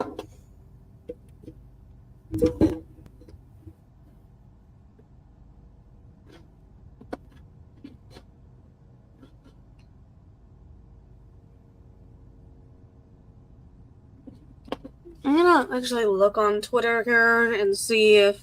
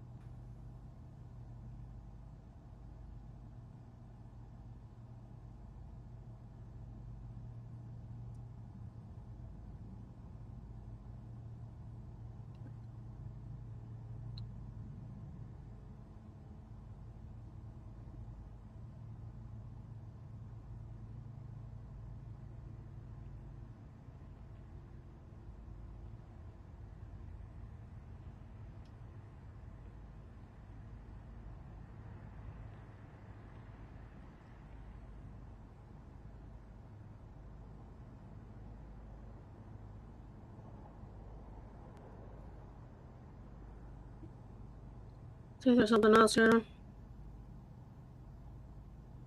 From the terrorists said there are still families who are surrounded inside the MMD and are waiting to.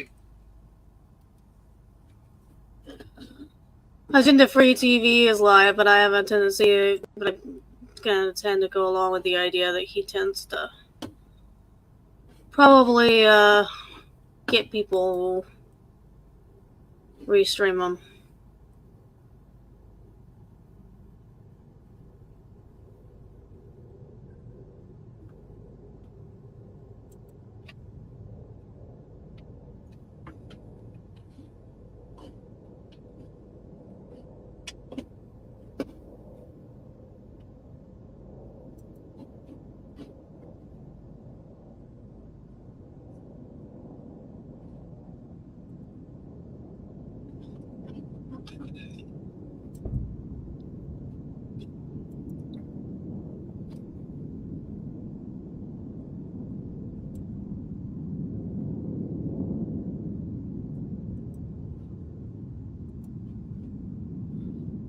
Alright, found a new one here.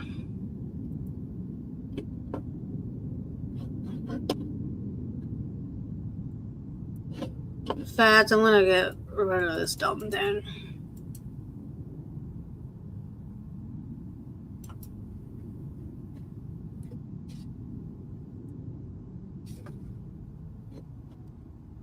What the hell? Oh, it's over here. Clicked on something wrong, I guess. Oh, yeah, I think I see what I did.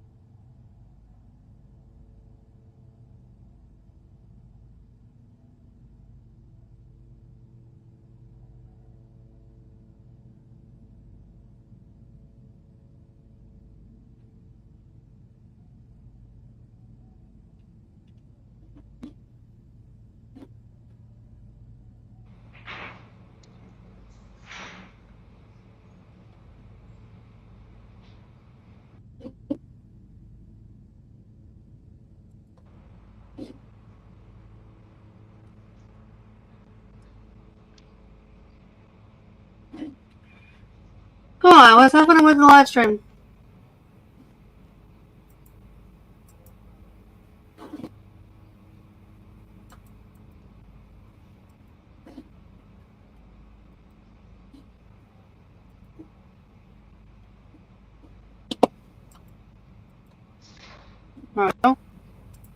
Going that there are certain number of different places where things could pop off, and it shows to a certain extent the way that the Americans have retreated from being on the world stage, and it retreated from showing leadership. I think that really comes down to President Biden and his leadership or lack thereof. Nothing is ever an emergency with him, and he always takes a back seat and walks away from the media when answers are required. Yeah, and it's interesting too because just 2 weeks ago, the UN General Assembly took place. That was the first time Biden and Bibi had met face to face since Bibi won re-election for a 5th term as prime minister there. Still has not had, somewhat of the invitation there to the White House, to Washington for an Oval Office sit down.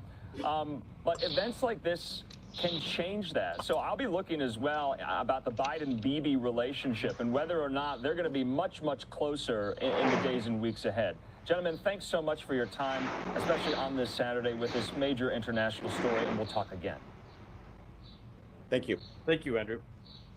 All right, in the meantime, let's take a quick commercial break. We're going to devote, of course, the next hour as well to covering all of these goings-on in Israel, in Gaza. Bibi Netanyahu says Israel is at war. We'll be hearing from Netanyahu when we come back. We'll be talking about Israeli politics down on the ground there as well, and what Israeli citizens are thinking about this attack on their country, the only democracy in this region of the world, and of course, the Jewish state coming off one of the main Jewish holidays as well. So we'll be bringing on Rabbi Rick Jacobs to talk about all of this when we return.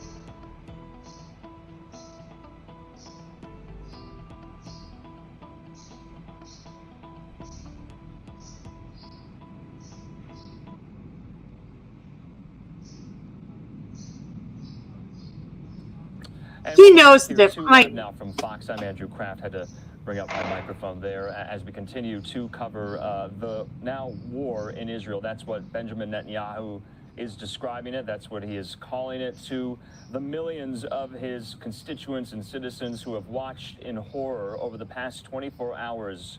It's more than 300 of their own were killed at the hands of Hamas militants there, and now the retaliation is ongoing as we speak there in parts of Gaza. We have a live now look, I believe, over Gaza City at the moment. We've been showing you this picture, and we've been seeing the Iron Dome system intercept some of these barrages that are coming into Israel almost constantly. I want to put this tweet up from Trey Yingst as well. He says this: tonight, hundreds of thousands of Israelis are being called up. Israel is bracing for the possibility of a multi-front conflict. And we heard from Bibi Netanyahu today saying that this is going to be a long and atrocious war. Let's get news now from the White House. Lucas Tomlinson standing by with this report. Speaking at the White House, President Biden pledged the full support of the United States and issued the following warning. Let me say this as clearly as I can. This is not a moment for any party hostile to Israel to exploit these attacks to seek advantage. The world is watching, and let there be no mistake. The United States stands with the state of Israel. Fox's Brett Baer recently interviewed Saudi Arabia's Crown Prince, the de facto ruler of the country. He asked him how close Saudi was to recognizing Israel and establishing full diplomatic relations. Then, just a few days later, he asked Israel's prime minister the same question. So you think, if you were to characterize it, are you close? Every day we get closer. It seems it's for the first time real one, serious. We're gonna see how it goes. You know, we just got back from Riyadh. I know you heard those words from the Saudi Crown Prince. What was your response? Well, I was delighted to hear what he had to say, and to borrow a phrase, I think we're getting closer to peace every day that passes. Senator Tom Cotton said crushing this potential peace deal is exactly why Hamas launched its attacks. This war is a transparent attempt by Iran to derail the peace talks between Israel and Saudi Arabia. The United States should provide Israel the military and diplomatic support it needs to destroy Hamas, and the Biden administration should cease all engagement with Iran. Former Defense Secretary Mark Esper called Hamas's attack on Israel an intelligence failure.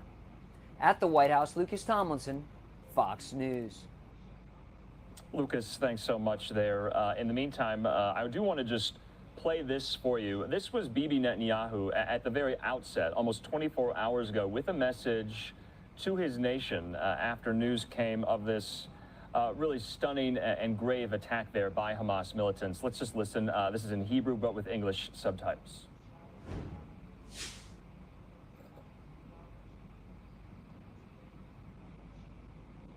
מהבוקר מדינת ישראל נמצאת במלחמה. היעד הראשון שלנו הוא קודם כל לתאר את השטח מכוחות האויב שחדרו פנימה ולהשיב את הביטחון והשקט ליישובים שהותקפו. היעד השני במקביל הוא לגבות מחיר עצום מהאויב גם ברצועת עזה. היעד השלישי הוא לבצר זירות אחרות כדי שאיש לא יטעה ויעשה את הטעות להצטרף למלחמה הזאת. אנחנו במלחמה צריך לשמור על קור רוח. אני קורא לכל אזרחי ישראל להתאחד כדי להשיג את היעד העליון שלנו, ניצחון במלחמה. All right, and you see there the determination on Bibi's face, and you saw he was meeting with his security ministers there. In the meantime, though, we do have still 2 live vantage points, I believe, over Gaza City. It's a little bit after 4 a.m. on a very early Sunday morning, also this vantage point as well. Let's bring into the conversation Rabbi Rick Jacobs, and he's a friend of Live Now. We talk about so many of these matters on Israeli politics all the time, Rabbi. You're in New York City. I just want to put this up before we get into our conversation. This is the Empire State Building tonight, in the flags, the color of the Israeli flag there. That's quite powerful. You're seeing moments like that not only in New York, Berlin, Rome, Vienna, and so many of these European capitals as well. Before we get into the political questions here, what are you feeling tonight? Okay, for people who love Israel, stand up for Israel, and who feel the pain of those who are still, many of them, in harm's way. You know that Israel is a country that is very, very close-knit, and I have very close friends who live right on the border of Gaza, and they spent most of the day, if they were lucky, in their shelters, praying that none of the children will make noise. It was horrific to see a friend murdered this morning. And everyone in Israel is watching their brother, their sister, their their child, get their uniforms, and head off to reserve duty. It's a really precarious moment. 300 Israelis have been murdered. Over 1,500 have been wounded. And there are still Hamas terrorists who are inside of Israel taking hostages. Some of those hostages have already been brought back to Gaza. Some are being held in Israel. It's just a horrific day. It also is 50 years since yesterday that the Yom Kippur War began, and started because of a surprise attack that the country was unprepared for. So it was ominous. Today was not only the Sabbath, but the end of the holiday of Sukkot, which is a day of celebration, and it was far from a day of celebration. I just want to follow up on something you said. Do you know someone who was murdered? Yes. You do.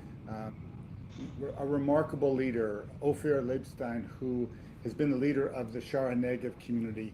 What he did was unbelievably heroic. He went out and confronted the terrorists to protect his community, and was murdered in the process. There are so many stories of heroics, and of the pain and the brutality and the savagery of what we saw in terms of some of the video clips of the devastation. It just tears the heart. Yeah, Rabbi, why do you think a lot of people there, especially in the government and the security apparatus, didn't particularly see this coming? I mean, you hear that kind of conventional wisdom forming right now, that they were caught on their back foot. There'll be a lot of analysis. I'm sure there'll be a lot of accountability in the coming days. Now we're very much focused on how do we take people out of harm's way and restore security. But I have to say, I think there was a sense that, in Gaza, the rockets would fly, Iron Dome would take care of it. I think there was literally no imagination that militants, terrorists from Gaza would literally cross into Israel and do what they did. So again, I can't explain the lack of preparedness, but I certainly can feel the deep empathy with what our brothers and sisters are going through in the state of Israel. It's brutal. There's just an ominous feeling throughout the country. It doesn't matter if you're in the north, if you're on the south, you really feel it. But there were rockets that were landing in Tel Aviv and near Jerusalem. So there's no place that really feels like you are somehow out of harm's way. And to your point, this is not anywhere near being over. Do you feel that too? Oh, you feel it intensely. In the clip that you just showed, Andrew, of the Prime Minister saying we are at war. And obviously, having to say, after witnessing what we saw and what the video showed us today and the remains, there had to be a very strong statement. And use the words like, we're going to eradicate, we're going to destroy Hamas. It's not so simple. A ground war in Gaza will exact not only heavy price from the Gazans, but from the Israeli Defense Forces. It will be a very, very hard road ahead. But it feels as if there's no choice but to press on, because the country's been attacked. Yeah. I want to put this tweet up to your point about destroying Hamas. This is H.R. McMaster, former Trump National Security Advisor. He says this: "Now is the time for Israel to crush Hamas, and for all who care about humanity to go after Hamas's sponsors in Iran and their proxies across the region." You and I have spoken over the past, several months about these incursions by the IDF into parts of the West Bank and Gaza, pinpointing really some of these militants, not only Hamas, but Islamic Jihad. And so those were happening with relative frequency. And then you have this last night. Do you think a lot of people were surprised by the power and the coordination that Hamas mounted this? There's no doubt that this was something we hadn't seen. And let's just point, the tweet shows for us the deep connection between Iran and Hamas. They are the patrons of Hamas. They have every geopolitical interest in fomenting the violence. So this isn't simply a local conflict. It's both regional and has dimensions that really, I think, have to make everybody pay attention. But the idea that you could crush Hamas sounds like it's simply a military question. Gaza is so densely populated. The Hamas terrorists are literally embedded in the residential civilian community. That to destroy Hamas as if it's a military challenge, I think, is to underestimate what's required and what will be the cost of such a campaign. When you talk about Gaza being so densely populated, it's a small strip of land, and the kind of guidance from the Israeli military to those living in Gaza who are not members of these militant terrorist organizations, to go into the center and possibly gather to evacuate. Where can those Gazans go to evacuate, though? And because, to your point, there's been a blockade on Gaza for over a decade. Do you anticipate Israel reoccupying Gaza in the wake of this?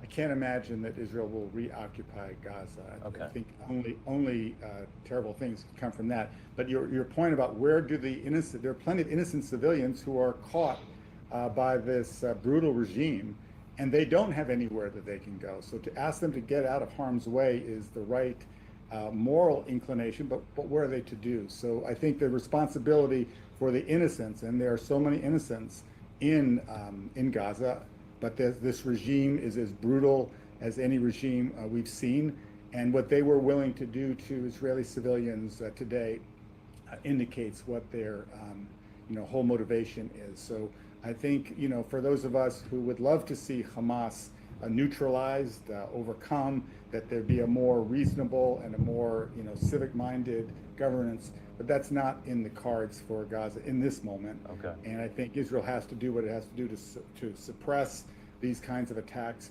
It owes it to its citizens, and those of us, I'll just say, around the Jewish world, it doesn't matter if you're a liberal or a conservative, we stand in solidarity with the state of Israel. It's our state. These are our neighbors and friends and family that are along the border.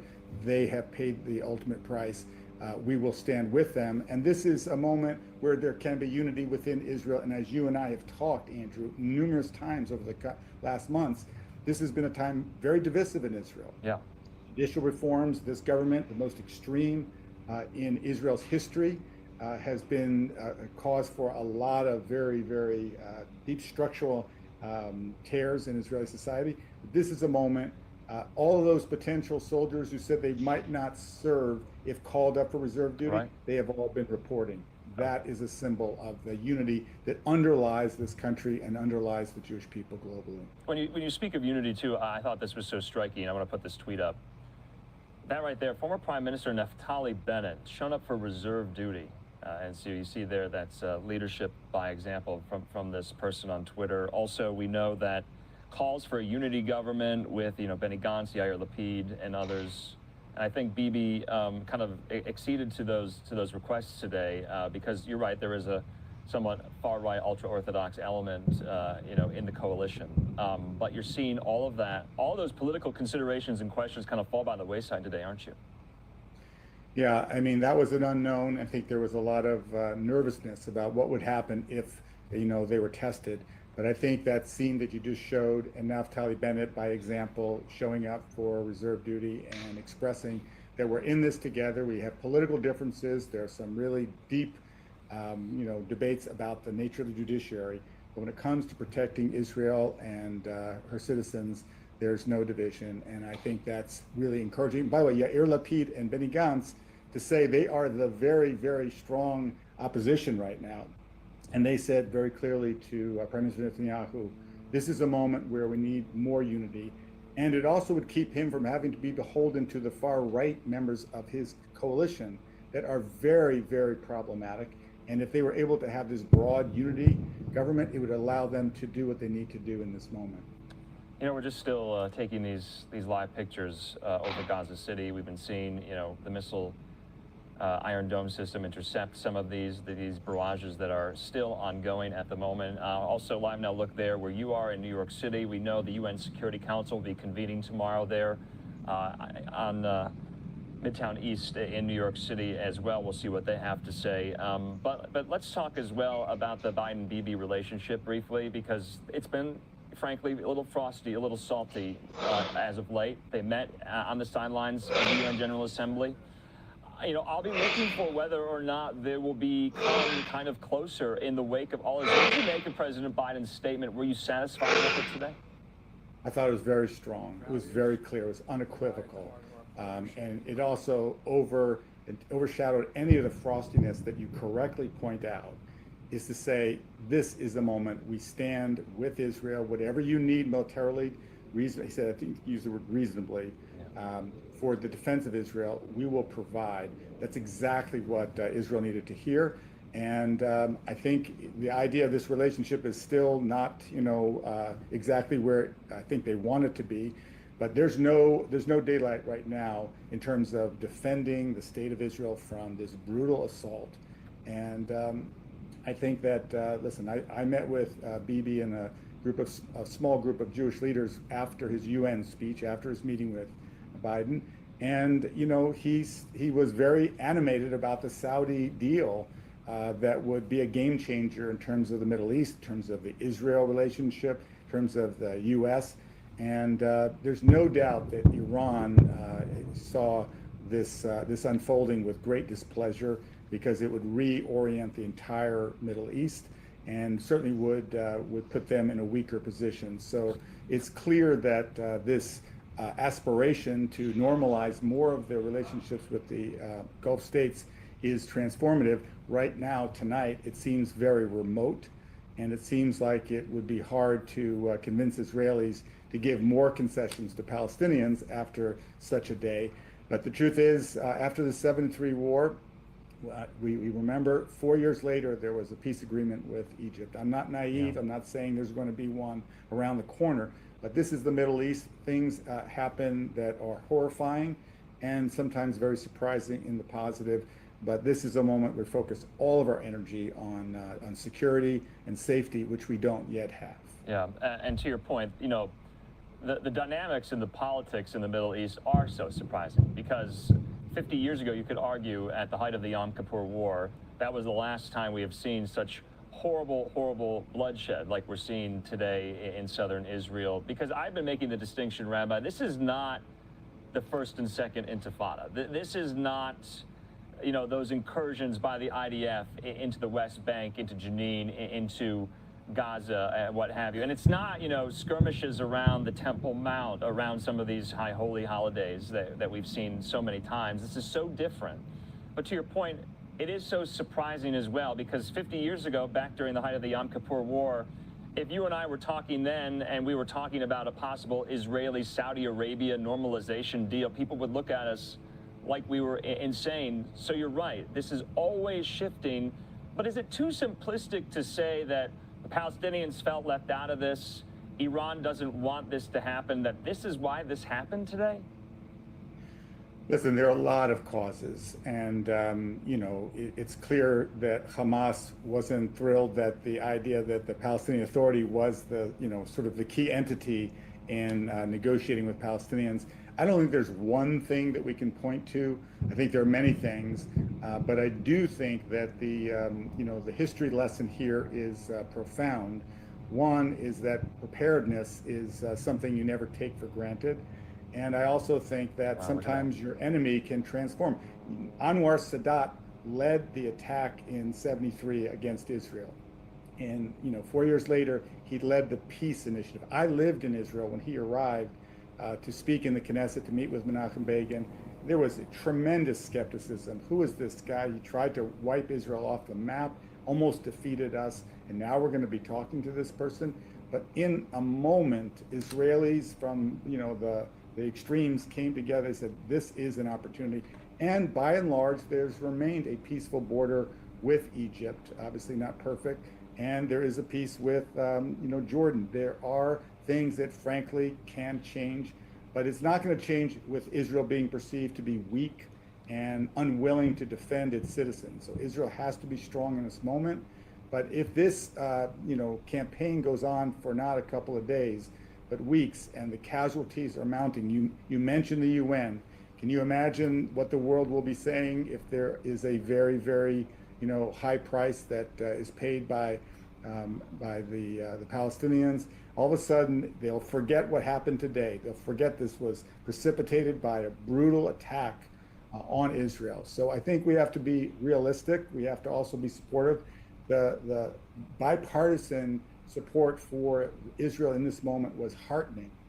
We haven't seen that kind of bipartisan support for almost anything. Right. So I'm encouraged, but we're not going to be complacent.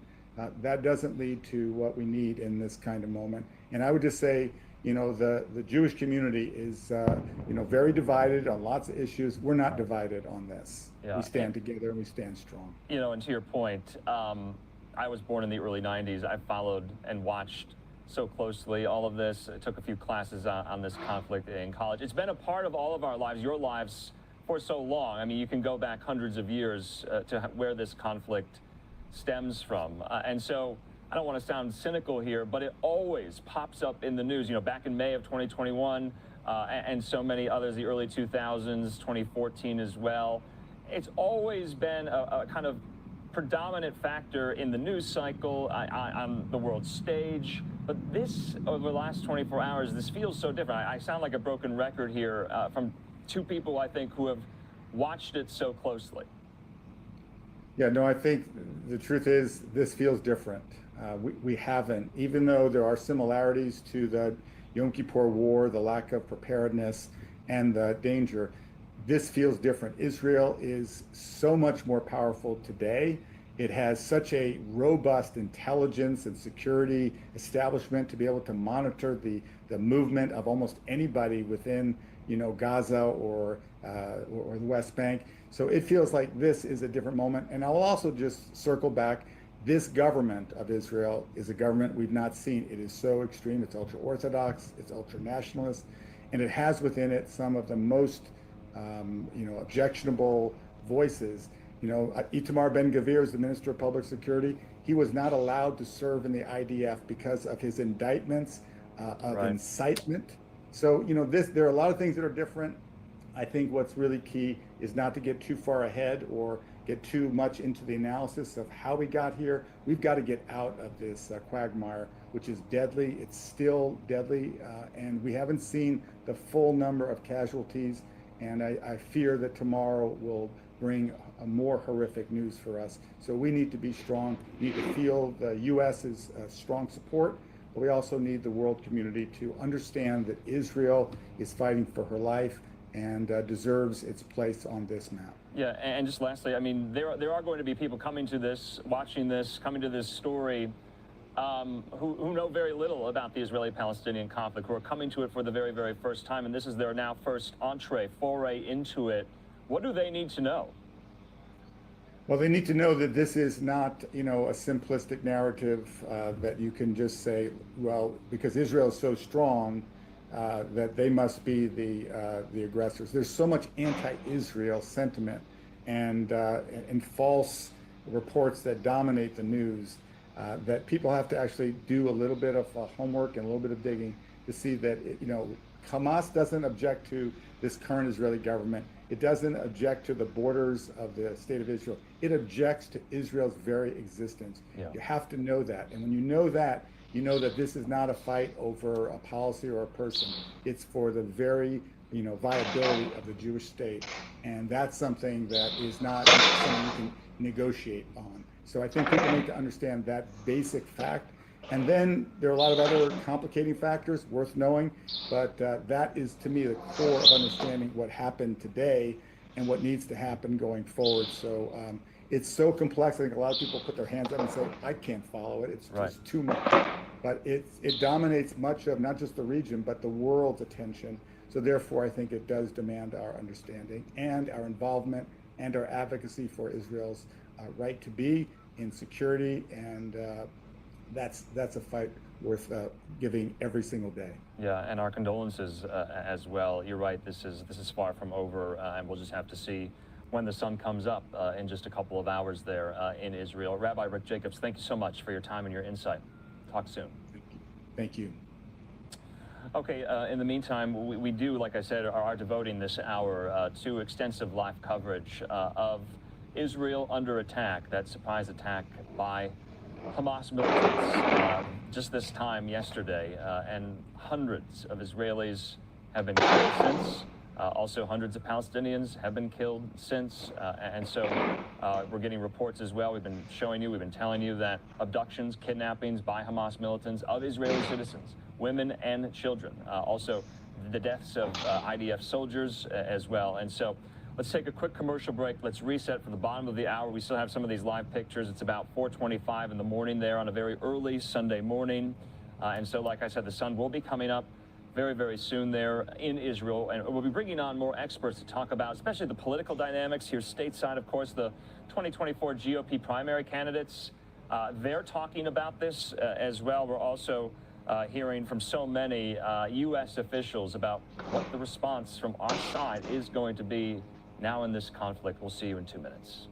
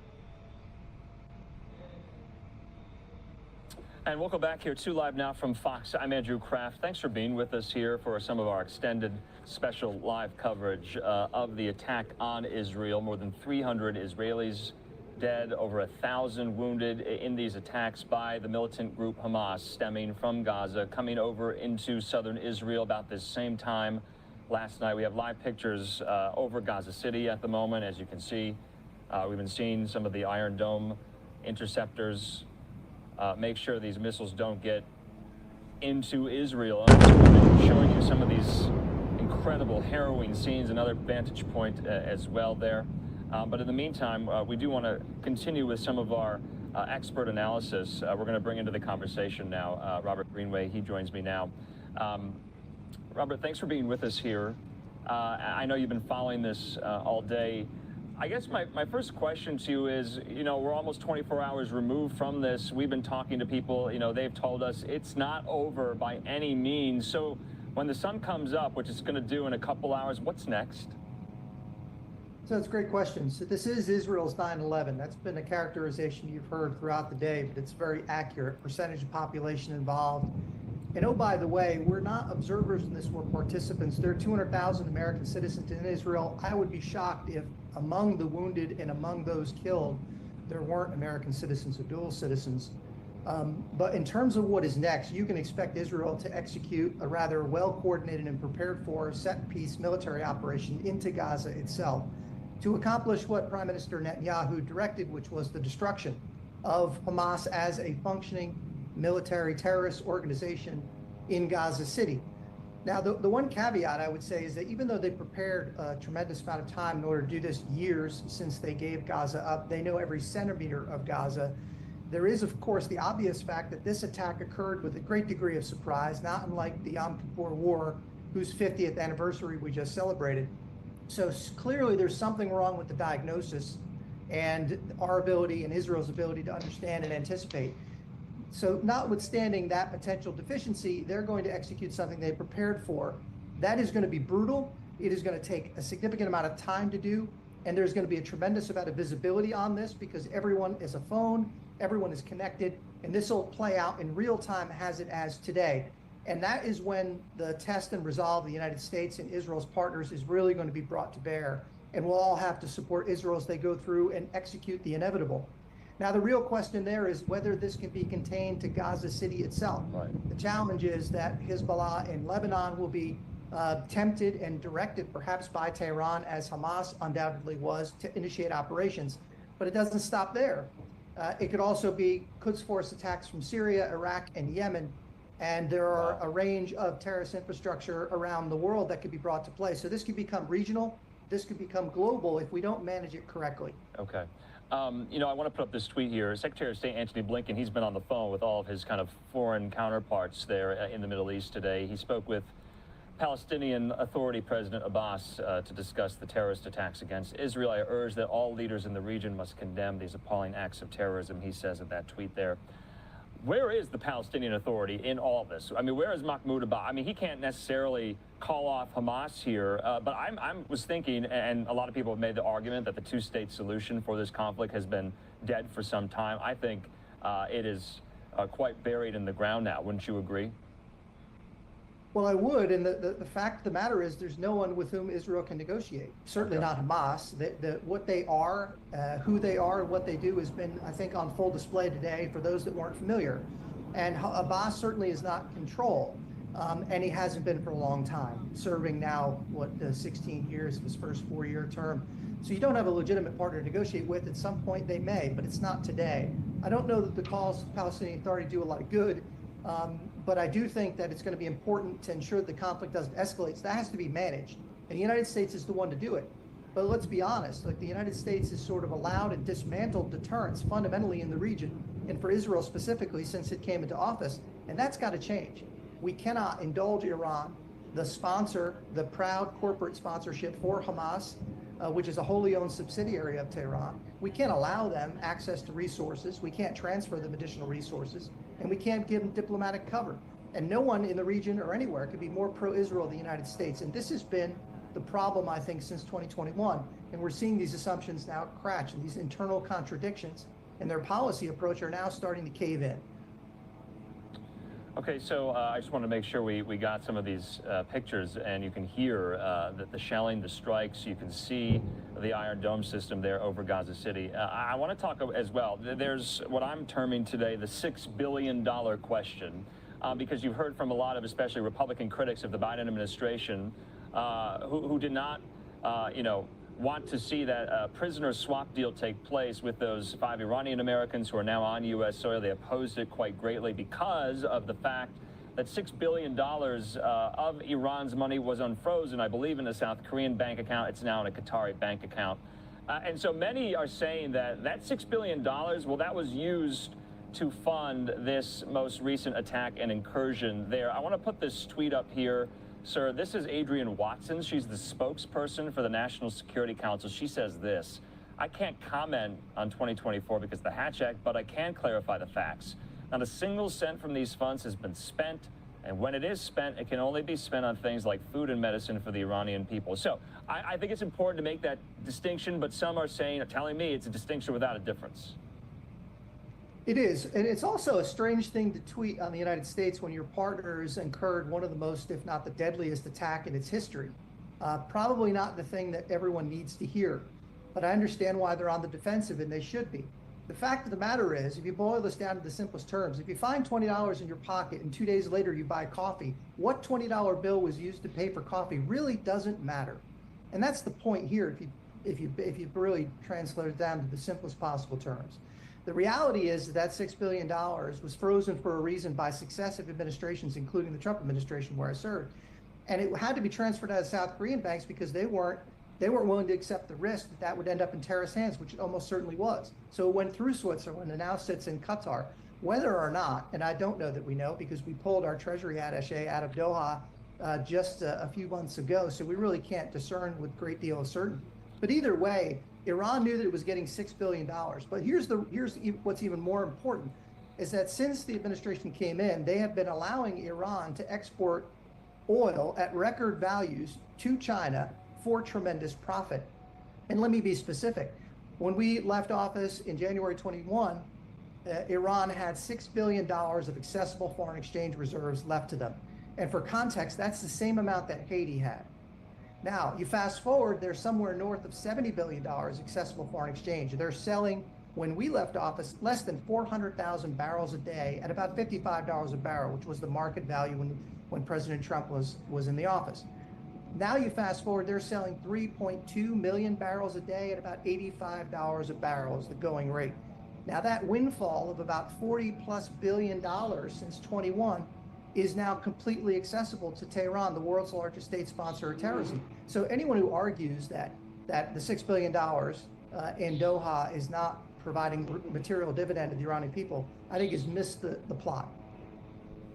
All right, and we are getting to some more information, more news. And to your point about the Qataris, some are tweeting, Eli Lake, who writes for Bloomberg, is tweeting this: the Qataris should be given an ultimatum. Expel Hamas leaders from Doha or Israel will do it for you. Also, we're learning that Blinken did speak with the Qatari Prime Minister as well. I'm just reading his Twitter account. So to your point about regional spillovers, and we were somewhat on the precipice, the U.S. was in kind of brokering this Israeli-Saudi normalization deal. That also seems to be off the table, doesn't it? Well, it does, and I think we could debate how close they were. Okay. You know, Sure. you recall that we didn't discuss the Abraham Accords before they were concluded for good reason. I know that they had every incentive to say so, but the reality is that Congress was going to have a substantial say in enrichment and transfer of arms sales in any agreement that was substantive in nature between the United States and Saudi Arabia on security guarantees, and that was that requires a great deal of work that had not yet been conducted. Now, I think they were on the path, and they should have been since the accords were concluded. Certainly, we discussed it with them before we left office. And certainly, I would argue that this attack in some way was motivated by a desire to thwart that entirely and destroy Israel's relationship with its neighbors.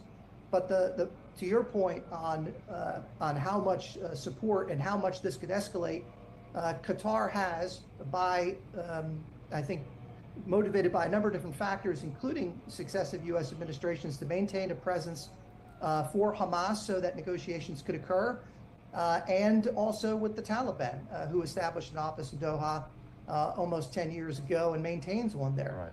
I've never thought it was a beneficial thing to do for the U.S. or for Qatar, to be quite honest, and I don't think it's sustainable now. Whether or not we approach them and state, as we did to Pakistan and others, that you could no longer harbor al-Qaeda after 9/11, I think we're in the same situation, and so I see Eli's point. I don't know that this administration is likely to pursue it, but I think we ought to. Okay. I want to talk about the U.S. role, because to your point, I mean, what if U.S. citizens, dual citizens, Israeli Americans are among some of the fatalities and casualties here? Does that change the nature of our response? Well, look, it is a sign, one, of the nature of the closeness between the two countries. The fact that we have 200,000 American citizens in Israel reflects this proximity. The relationship between our two countries is unique. I think absolutely it should. When American blood is spilled, we have a responsibility. We have a responsibility to Israel for all kinds of reasons, but I think that makes it even more poignant and more critical for us to assume the proper role and support to the maximum extent possible in this situation. And if we don't, it's going to become a lot more costly for us in the longer term. So I think it absolutely does make a great difference. To the point about the U.S. support, U.S. aid, also in this call with Bibi and Biden today, Netanyahu, apparently, according to sources to Axios, had asked for more funding and more aid for more interceptors for the Iron Dome missile defense system. And then also, I thought this was interesting as well, is the conventional wisdom forming amongst, U.S. officials, national security folks like yourself, that Israel was caught on their back foot here, that they were surprised by this. Mark Esper said this today to Neil Cavuto, that it caught the Israelis completely off guard. Now, you study this. I observe this very closely. The Israelis prepare for something like this 24/7, don't they? They do. And that's what makes this all the more startling. And there are a couple of reasons you can get to it. And one, there's merit, I think, in discussing this to a certain extent because it does impact what happens next. But at the same time, I think it's most important to focus on what Israel has to do and how we can support them. But you're right in that this is their backyard for which they have been recognized as being dominant in it. And look, I think there are three possible reasons this occurred. The first is that the information was present, but it was misinterpreted or it was dismissed. It happens. There's a bias. Sometimes people fail even when the information doesn't. There are plenty of examples of this. The second is that the information itself wasn't available to begin with, that for whatever reason, Hamas and their masters in Tehran were able to obscure and prevent detection of a very complex orchestrated event that doubtless took months at a minimum in order to orchestrate. And that's a concerning issue for what happens going forward. It'll also require, I think, accountability and introspection on Israel's part, the kind that should have happened, frankly, after the disastrous withdrawal from Kabul, Afghanistan on the US side, which never happened. I think this is a problem, and I think it's probably the third reason would be that we diverted assets, or Israel diverted assets. Both of us might have diverted assets to other priorities. And when that occurs, you can create blind spots. Okay. This one's a little bit too close. Okay. I just want to take the 30,000-foot view here. I know we're still so early on in this, but on the global stage, what's happening? We got the war in Ukraine going on. We have tensions with China going on, and then now this. They're all interconnected in some way, are they not? They absolutely are. At a minimum, it's weakness breeds aggression. And what we're seeing is the exploitation of it. Since the withdrawal from Afghanistan, not coincidentally, Putin 6 months later invades Ukraine for the second time. The first time he did it was when Biden was vice president under Obama, when he failed to enforce the Syrian red lines. And 6 months later, he invaded Ukraine. And I think China and others are looking at this and determining whether or not this is an opportune moment for them to seize the opportunity and exploit it for their advantage. And so there's no question that this is not coincidental. There's also economic motivations and factors included in all this that I think connect the parties.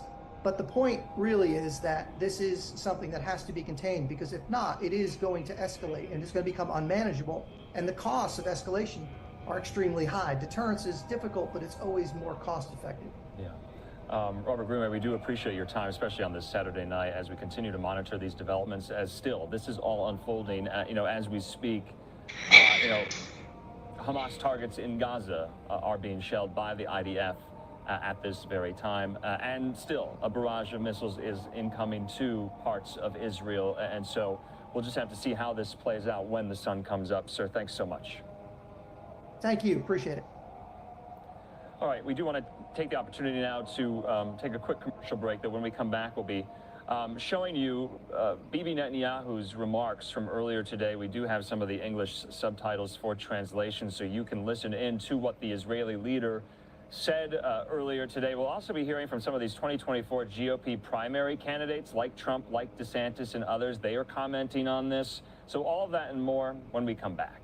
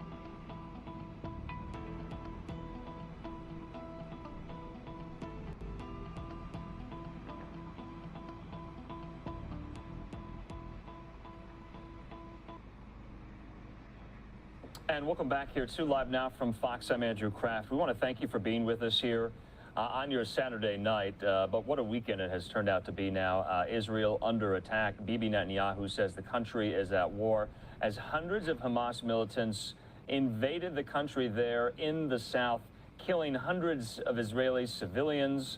And Israel now responding, now retaliating to this massive attack on its country. So many of the people we have talked to today has described it as Israel's 9/11. Okay, so what we want to do right now, though, is let you listen in to the Israeli leader, Benjamin Netanyahu. We have some of his remarks. It's about a 4-minute clip from earlier today. We couldn't show you it because it was in Hebrew. We now have some of the English subtitle translation on the very bottom of it. Well, this is his message to his people. Let's listen.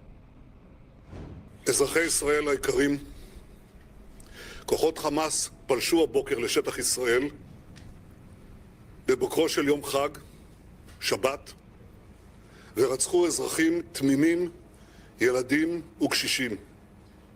החמאס פתח במלחמה אכזרית ומרושעת. אנחנו ננצח במלחמה הזאת, אבל המחיר כבד מנשוא. זהו יום קשה ביותר לכולנו. חמאס רוצה לרצוח את כולנו. זה אויב שרוצח ילדים ואימהות בבתים שלהם, במיטות שלהם. אויב שחוטף קשישים, ילדים, נערות.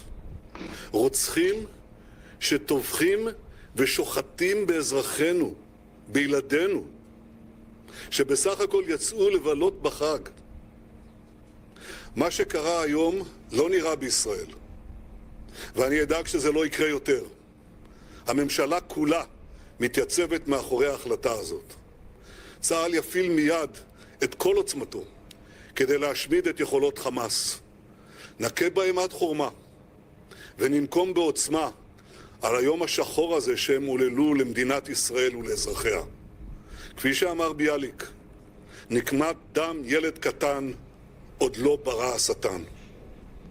את כל המקומות שהחמאס נערך בהם, של עיר הרשע הזאת, כל המקומות שהחמאס מסתתר בהם, פועל מתוכם, נהפוך אותם לאיי חורבות.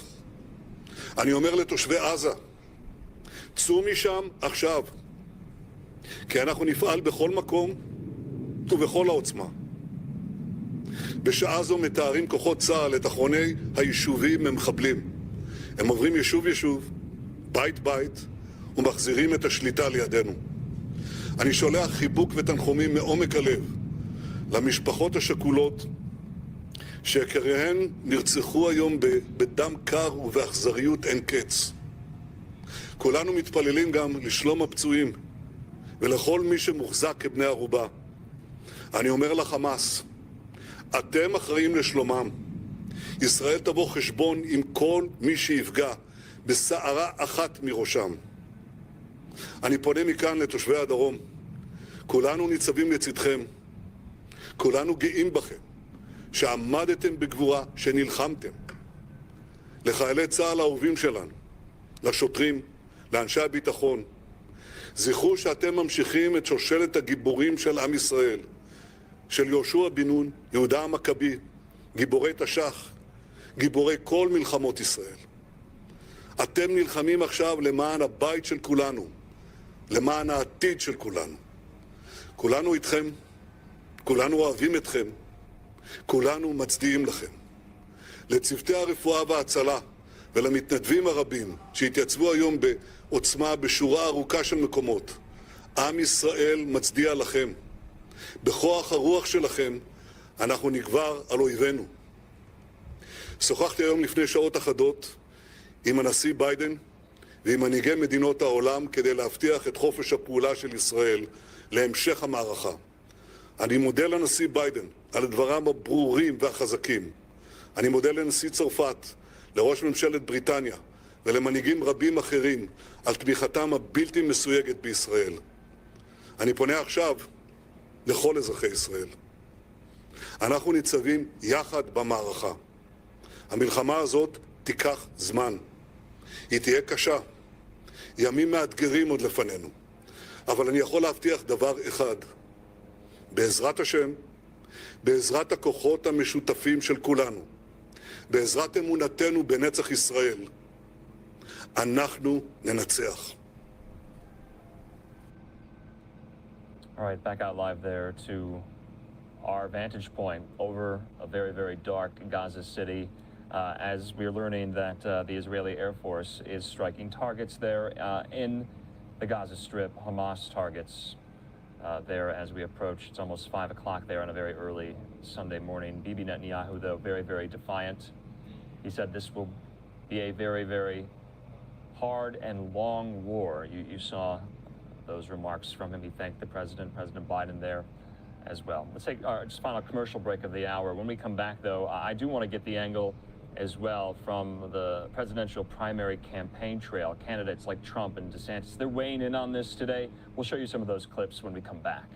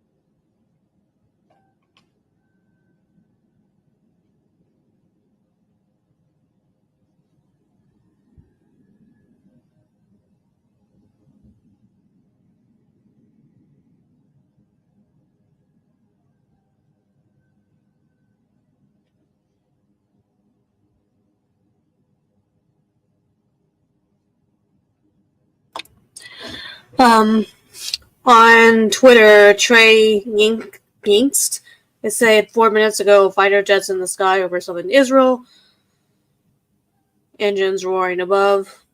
We have heard that a couple of times this evening, and we will most likely continue to hear it throughout the night.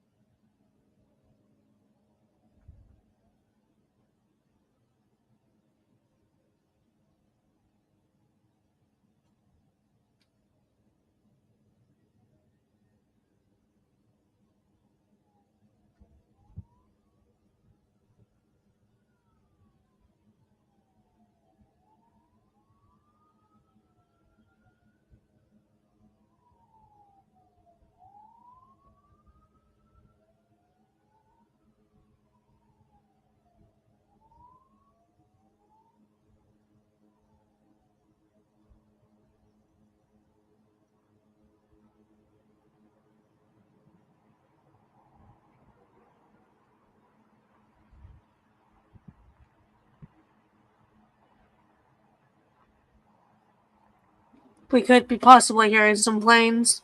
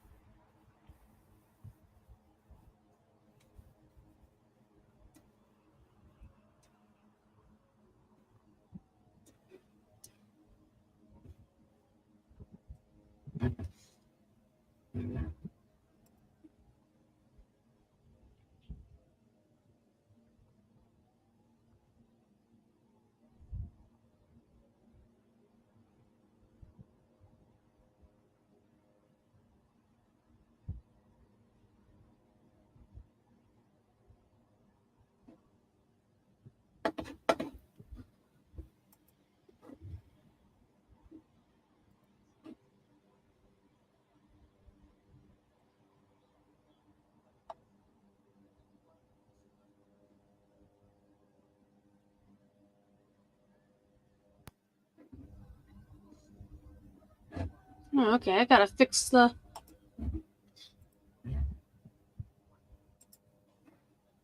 Wow, no wonder it was so blurry. My bad, y'all.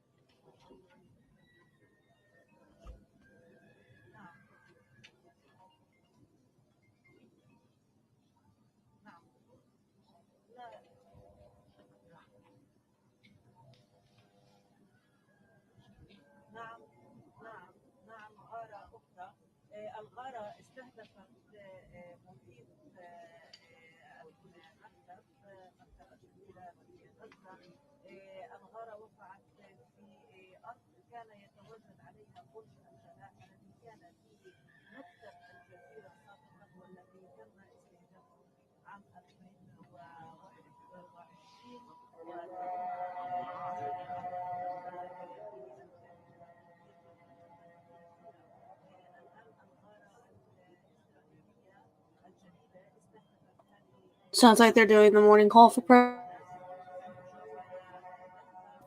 I believe that is what that is. Might be the shofar. Is the shofar what they play when they're going to war?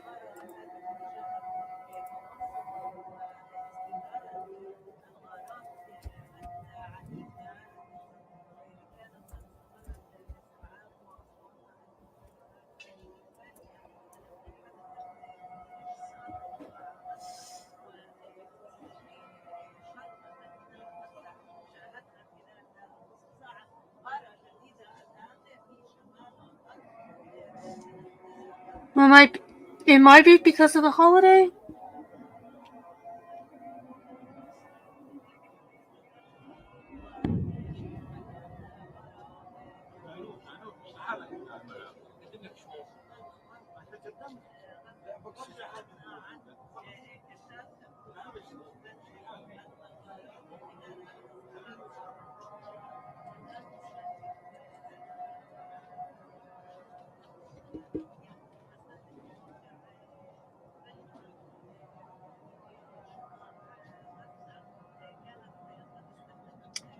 In Israel, the shofar is a musical horn that is blown during Rosh Hashanah and Yom Kippur. It is also blown every day except Shabbat and the month leading up to the high holidays.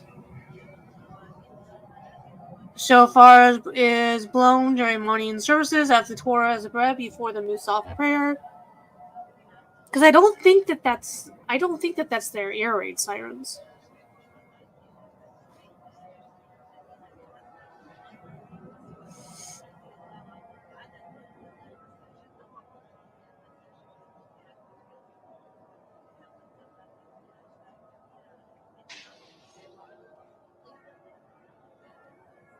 But from what I can remember, that is a shofar because I have heard a shofar before.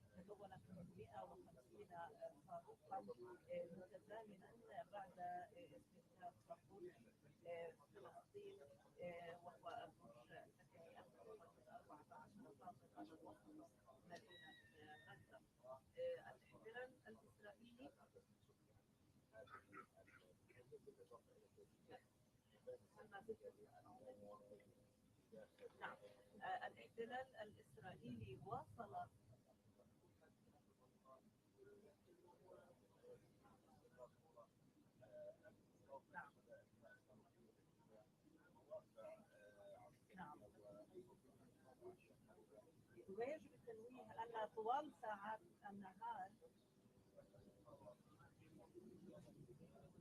فقط التنويه أن نعم كان هناك قصف بحري من القوارب البحرية الإسرائيلية وأيضا المدفعية التي تتواجد في المنطقة الحدودية الشرقية لدفاع الأسرى طوال نذكر أن مجموعات من الشبان تواجد في هذه المناطق بعد أن تمكن أعداد الشهداء وأيضا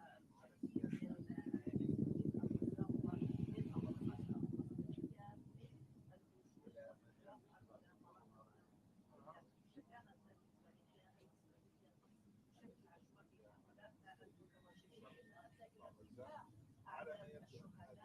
الإسرائيلية مما يرفع من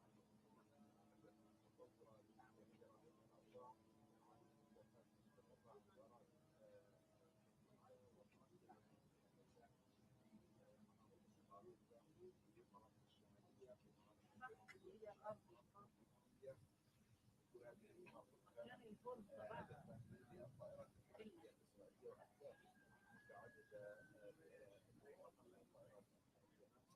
طلع لما انخبطوا برج الوطن على طول. مين اللي برج الوطن جنب الجلال؟ جنبنا احنا مكان برج الارض اللي هنا بلزقوا يعني محور واحد. شفت الارض اللي خبطوها اللي جنب، لانه اول ما خبطت اول ما نزلت على ضغط على الارض. لو الارض اللي وراه كان خبطت المبنى اللي هنا. هم بخبروني مش قادره احكي الصوت.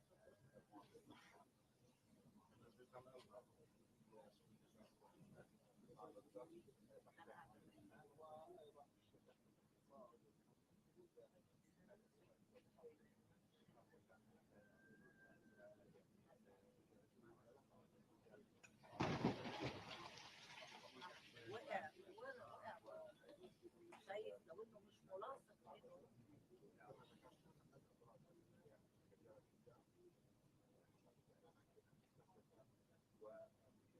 انا اول اشي فكرته في البرج.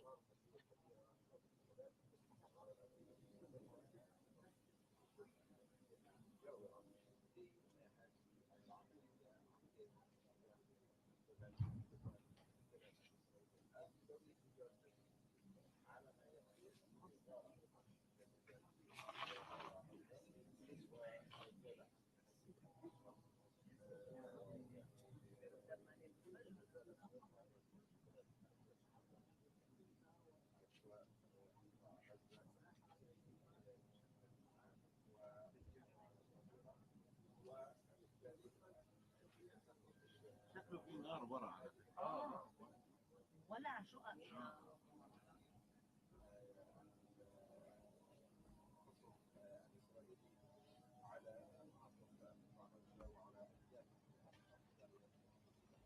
يمكن 300.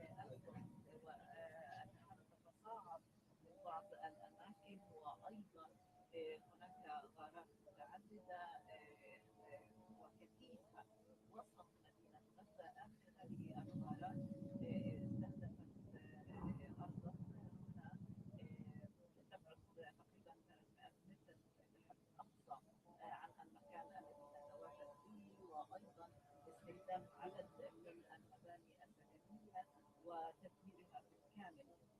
استمرار القصف الإسرائيلي في منطقة شمال قطاع غزة، انفجارات شديدة في هذه المنطقة وتحليق كثيف للطيران الحربي الإسرائيلي.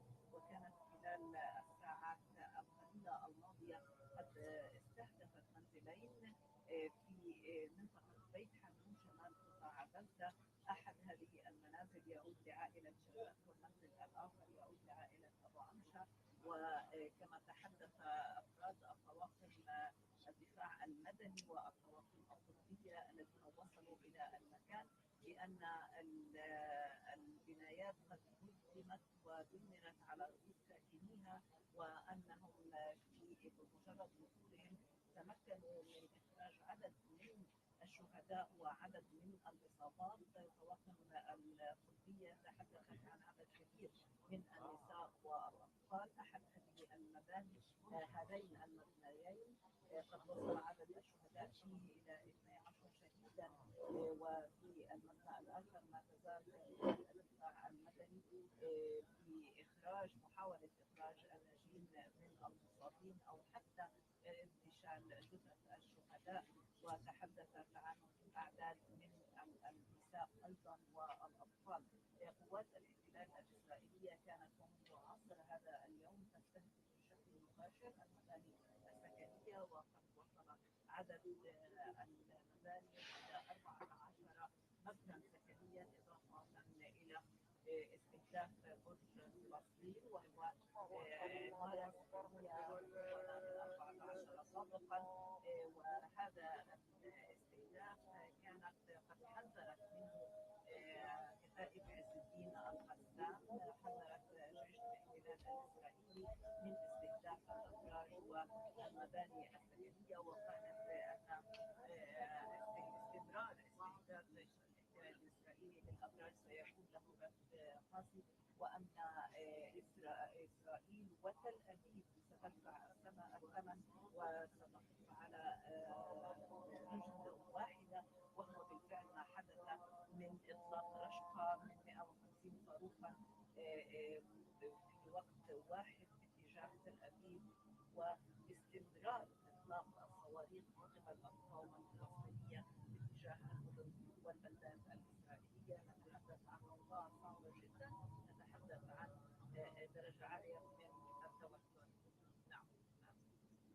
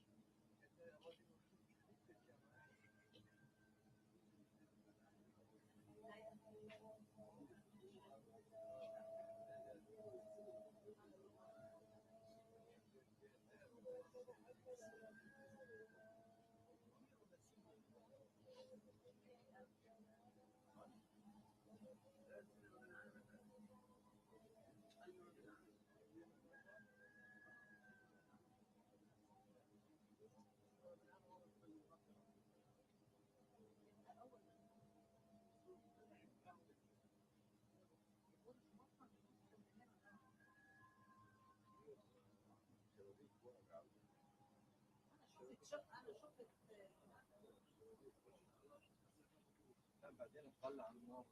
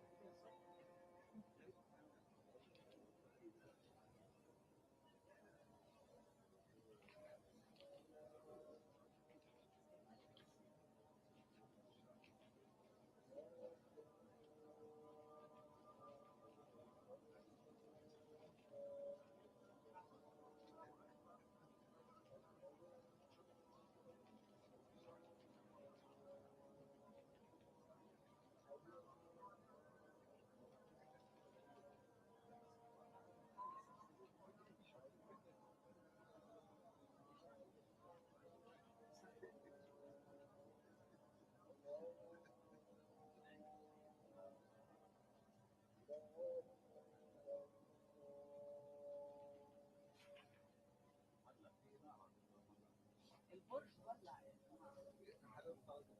البرج ولع شايف السواد اللي على البرج في نار مولع صلى الله عليه وسلم زيتون في السيارات تحت صوت كوشوك هذا كمان صوت كوشوك هذا اللي صار فيه صوت كوشوك هذا بولع هلا اذا صار شغال الله وين عيادة الدكتور ما انا حريصا على عيادة الدكتور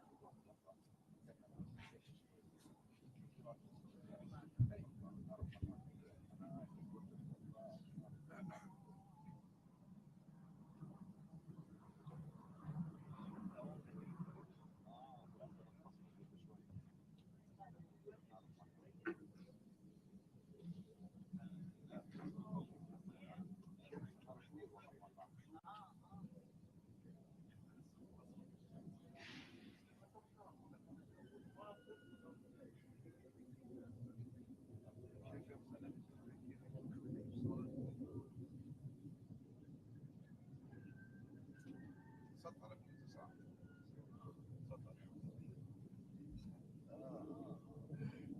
برضه صار الإشارة الإشارة جوالك هو نسأل جوالك هو فيها جوال أيام ما صار تصور ايش اسمك وين موجود ايش اسمك جوالك ايش بتشتغل برجع عنه ما عنده سألني قاعد والله العظيم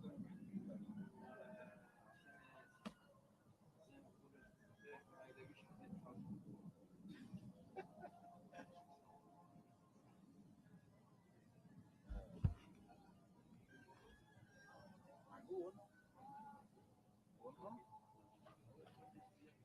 خير ان شاء الله هي نكبه ودفع مصاري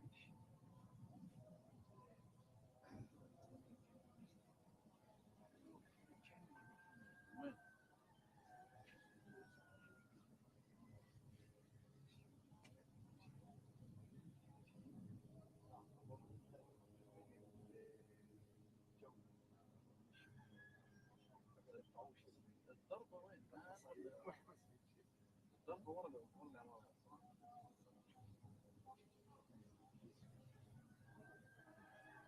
حاول يضرب البرج نفسه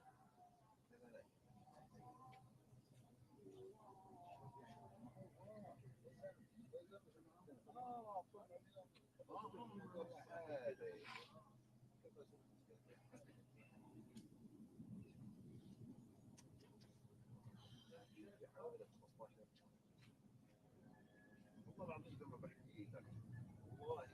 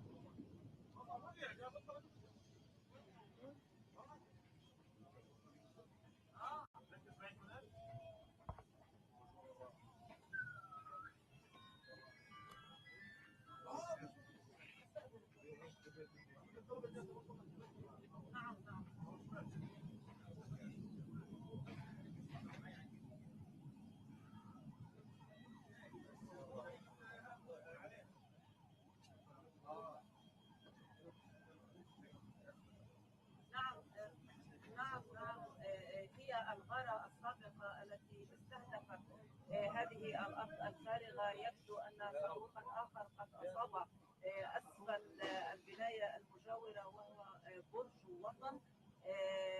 نشاهد الآن ألسنة أو أعمدة الدخان وألسنة اللهب تتصاعد من المكان من شدة انبعاث الأدخنة، الدخان وألسنة اللهب. يبدو أن البرج قد سقط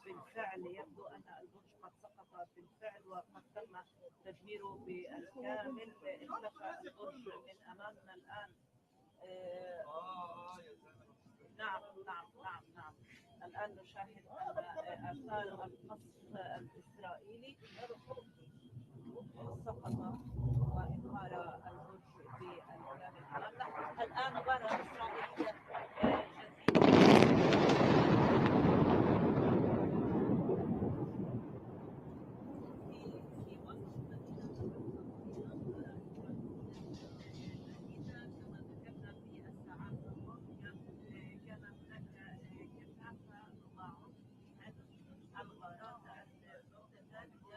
استهدفت مباني سكنية وأيضا استهدفت مقر حكومية، ولكن كما ذكرنا تركز هذا القصف خلال الساعات القليلة الماضية وسط مدينة غزة بصورة ثانية. الطيران الإسرائيلي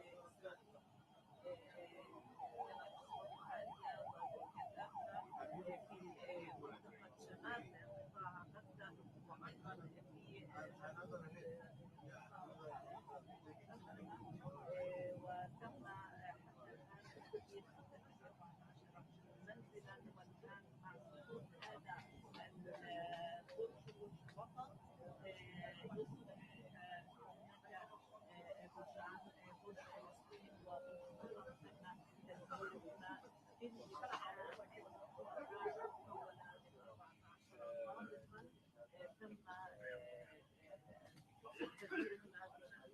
الوطن.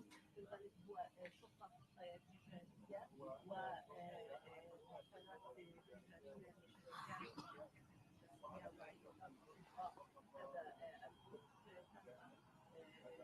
تدميره بالكامل، برج فلسطين الذي تم تدميره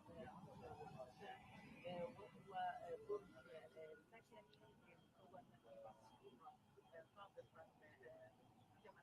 شفنا في النشرات السابقة استهداف الطائرات الإسرائيلية في المنازل خاصة في منطقة ريحة. يا حبيبي تدميرهما على رؤوس سكانهما وأنها الطواقم الصحية وطواقم أن هناك أعداد كبيرة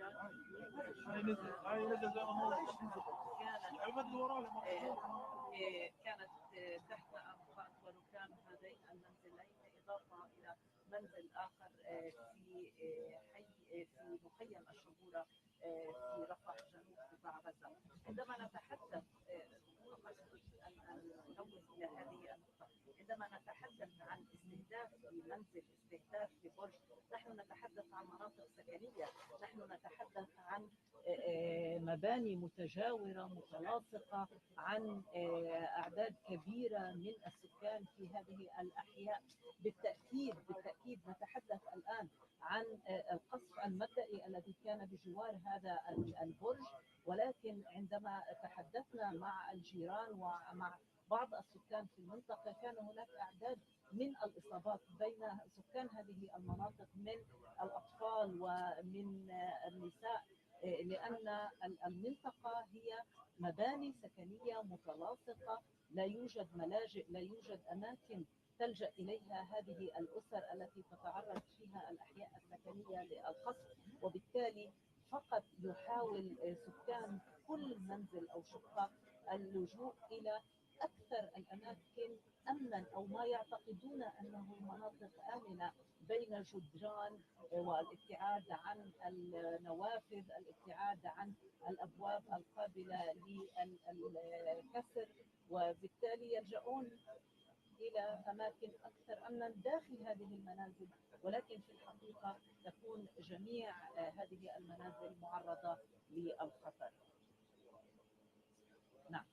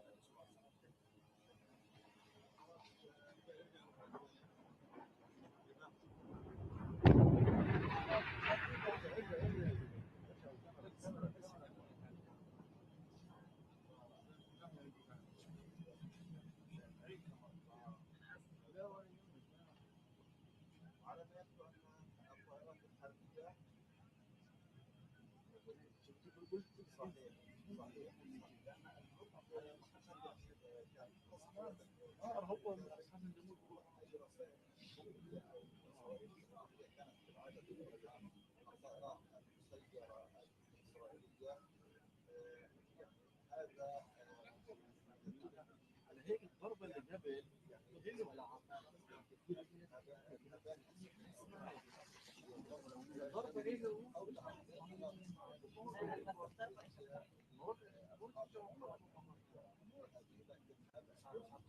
على غير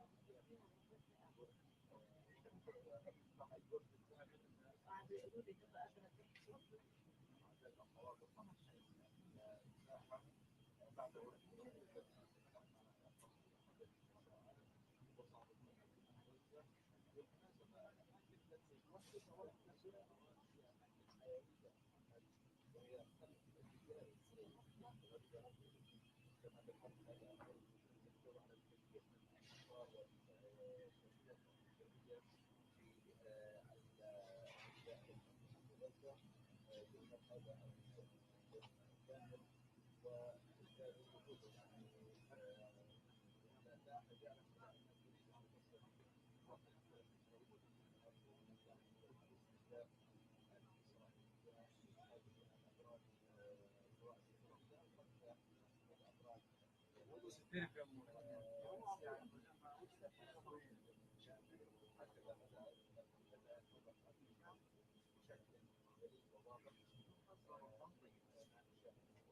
هي الطول جنبها بتموت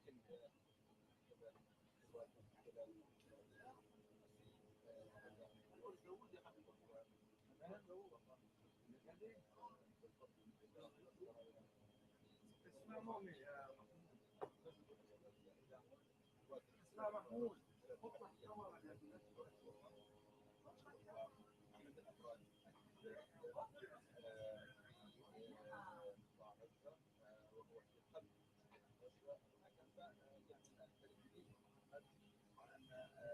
تحذيرات احد الابراج الجديده ايضا موضوع السكني ضد الان الانظار الامريكيه الاسرائيليه في مدينه غزه ربما سيصار الى فصل بعد قليل في القدس عماره القدس التي تنظر قبل نحو ساعتين من الان وبالتالي يعني لا زالت تنتهي اللحظه الغرق التاليه وعمليه استهداف سواء المباني السكنيه او حتى الابراج التجاريه مستمره ومتواصله في داخل مدينه غزه كما ذكرت لا زالت الاجواء الطائرات المسيره لا زالت في الاجواء لا زالت تتحرك بشكل مكثف ربما من غارات جديده او شن غارات جديده على بعض المقار والاماكن السكنيه وحتى التجاريه في مدينه غزه. حتى الان زيارات الاسعاف الحوادث في المكان وحتى هذه اللحظه محكمه شامله حسب صدور اتصالات لكن حسب ما الناس الان هناك اضرار ماديه كبيره جدا في الاماكن المجاوره لهذا البرج. المواقف المساكن مسقطه بشكل اساس ولا زالت حتى هذه اللحظه العمليه مستمره وعمليه المشي مستمره من تنفيذ الاحتلال لهذه القرارات باتجاه مناطق غزه.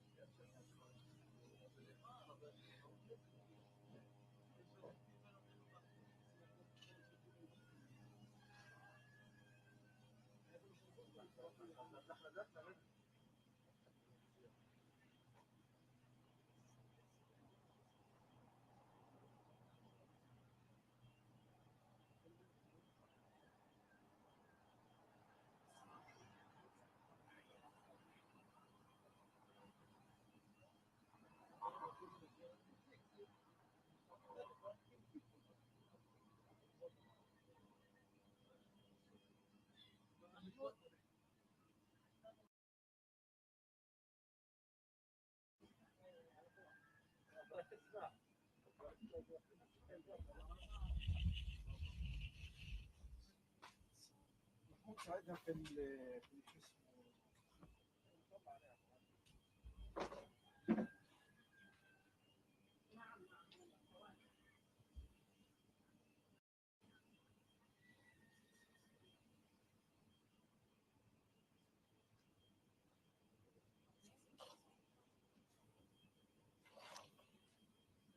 ابعدها الكاميرا كده او يلا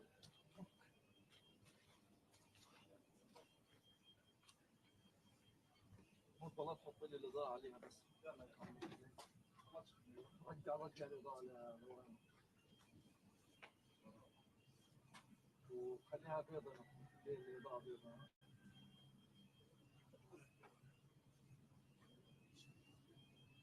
ايوه تمام خلاص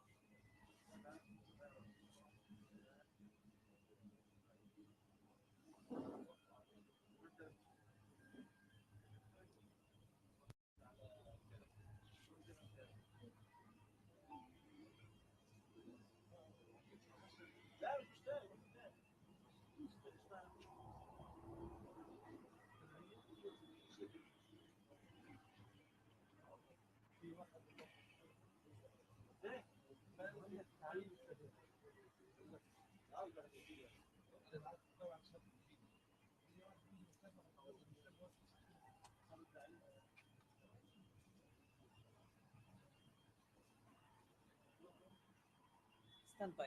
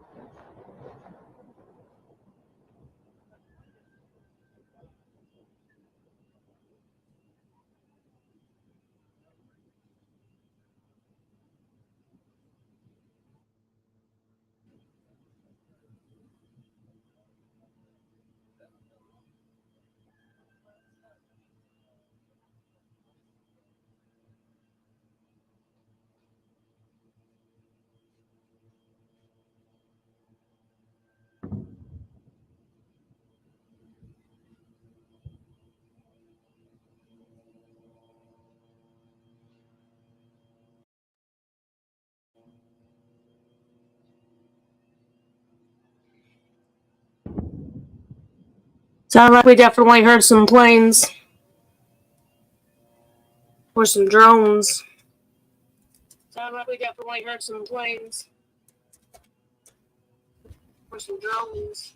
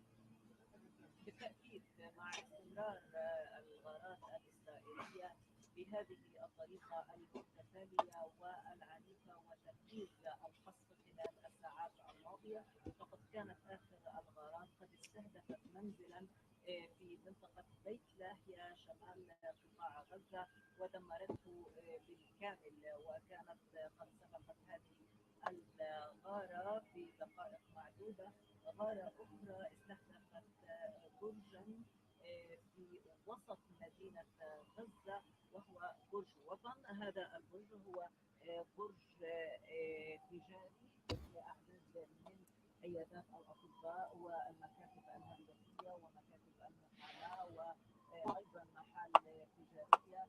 تم تدميره بشكل كامل وقد انهار وسقط البرج أمام أعيننا وأمام الكاميرات، وكان في هذه المنطقة كما تشاهدون مكتظة وعمارات متلاصقة، عدد من الإصابات من المباني المجاورة ومن المنازل المجاورة. هذا القصف الإسرائيلي كان البرج الثاني الذي تم تدميره بالكامل. قد سبق هذا البرج بقصف برج فلسطين أيضا وسط مدينة غزة، وهو برج سكني مكون من 14 طابقا. وخلال ساعات اليوم منذ عصر الأمس وحتى الآن قد تم تدمير أكثر من 15 منزلا في بيت حنون وبيت لاهيا وجباليا وغزة وفي منطقة الوسطى في خان يونس، وأيضا في رفح جنوب قطاع غزة.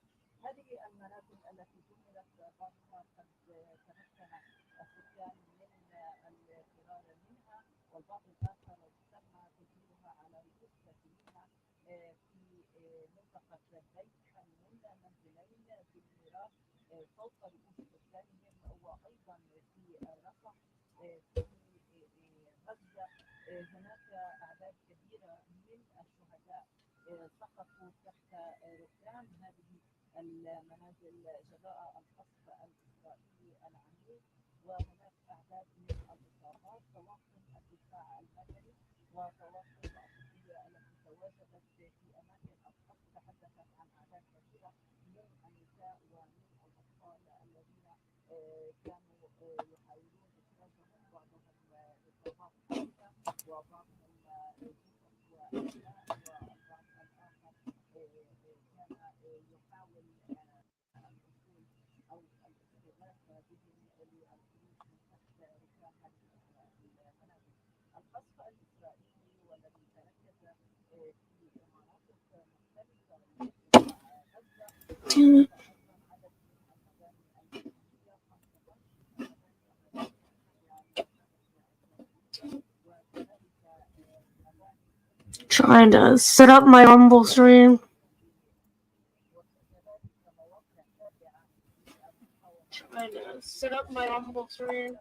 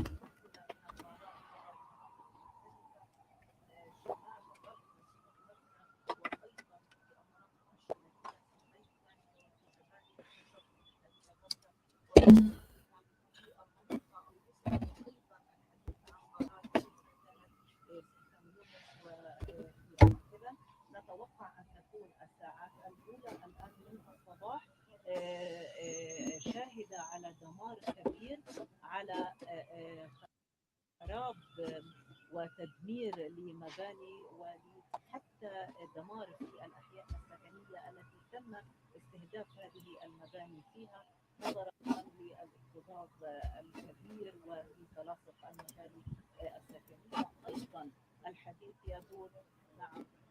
يدور عن شهداء وإصابات، ولكن الساعات القادمة ستكشف حجم أكبر بالتأكيد نظرا لعدم صدور حصيلة نهائية لأعداد الشهداء والجرحى بعد تصاعد وتكثيف القصف الإسرائيلي في الساعات القادمة. It looks like we're hearing some more planes or possibly drones in the air. Planes or possibly drones in the air.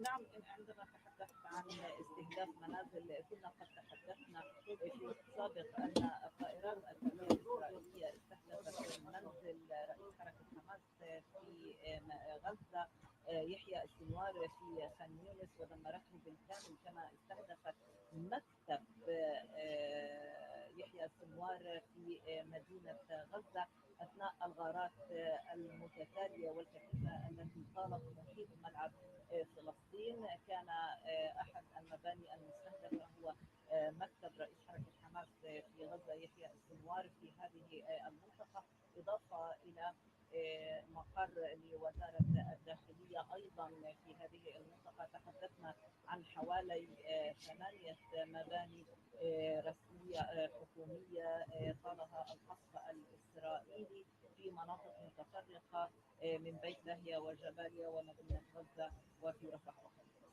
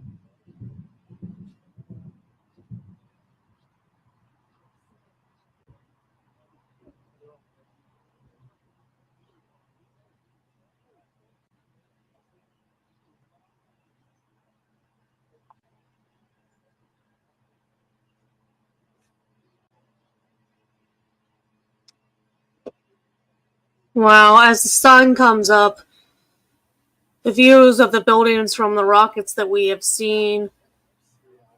And this is the Gaza skyline.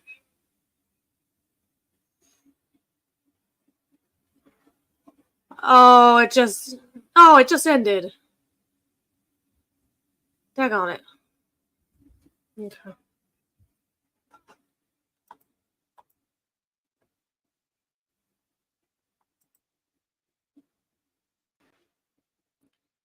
I'm gonna allow StreamYard to adjust my audio.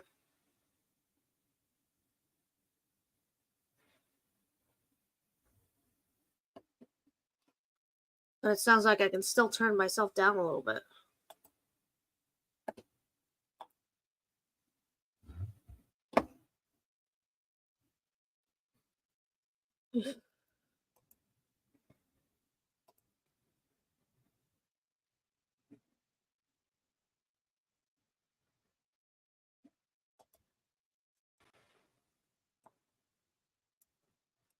Probably no reason for me to be at 100.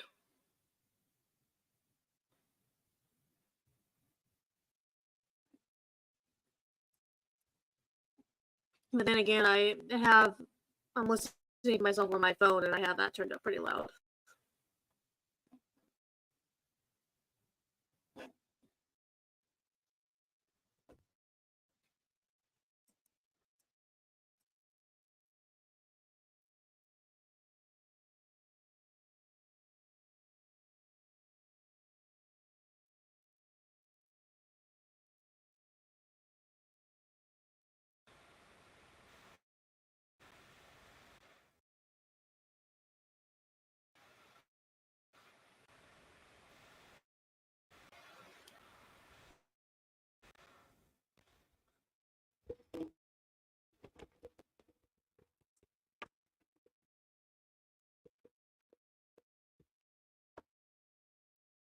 This isn't even using the right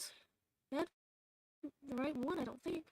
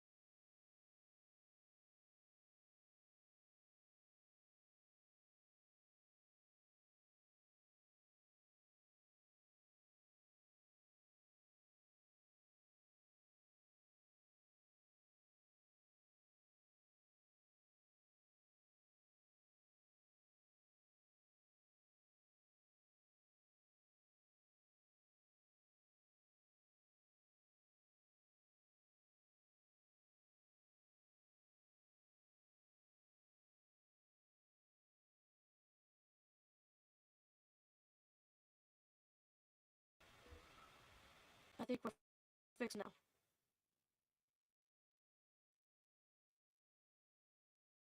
Okay.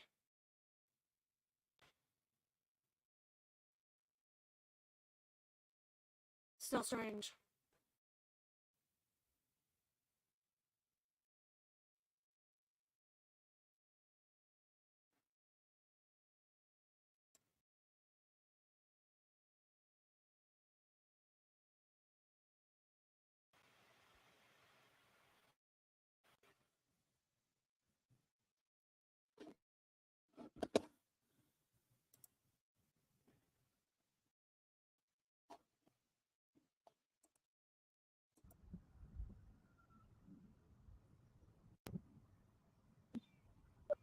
God.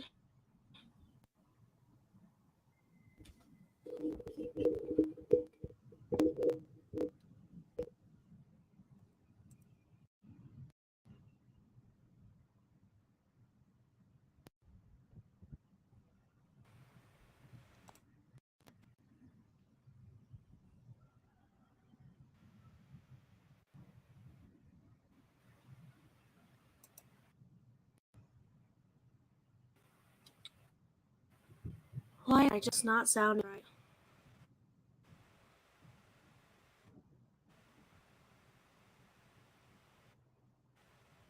I'm actually like cutting in and out.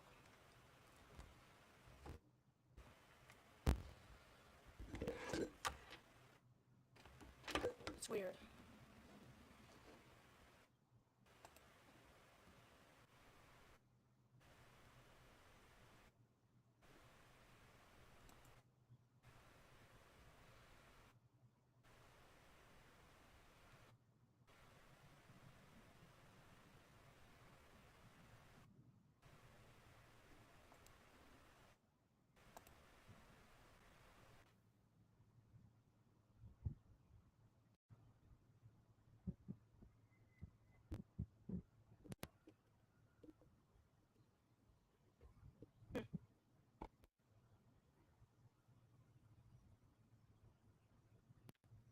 I guess today's just gonna be one of those days.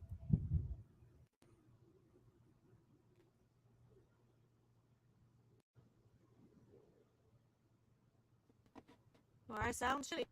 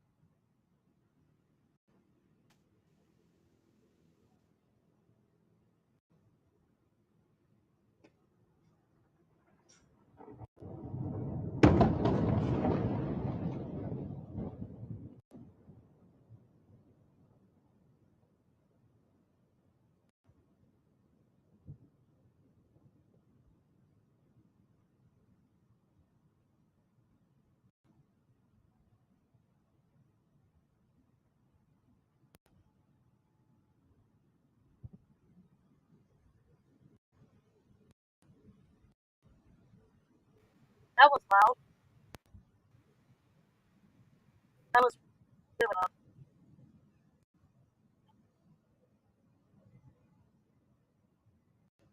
My goodness.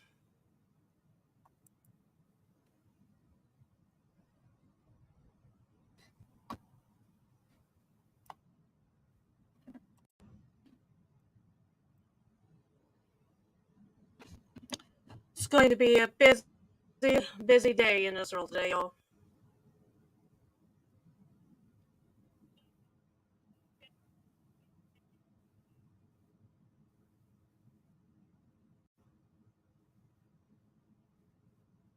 And I may just end up muting myself for a while. It's ridiculous how my microphone is sounding.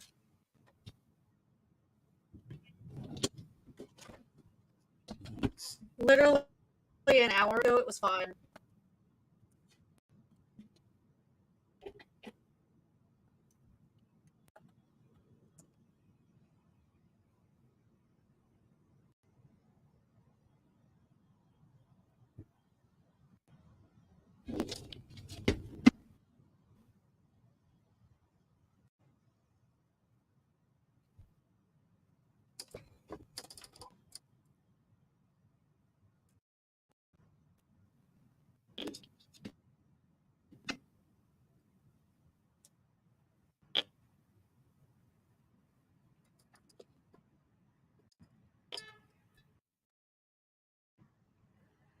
Alright, we're gonna try some.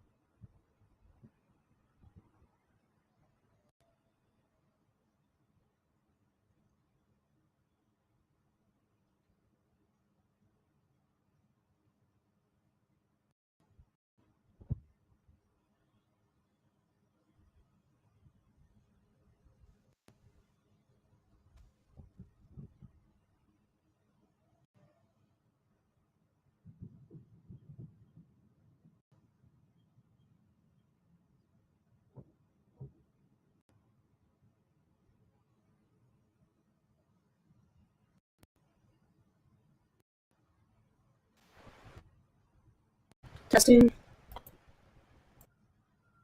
Testing.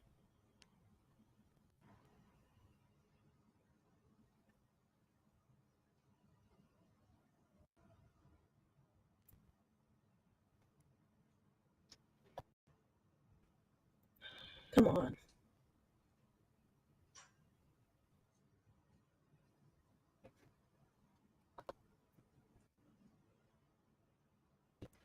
I think I can hear myself now.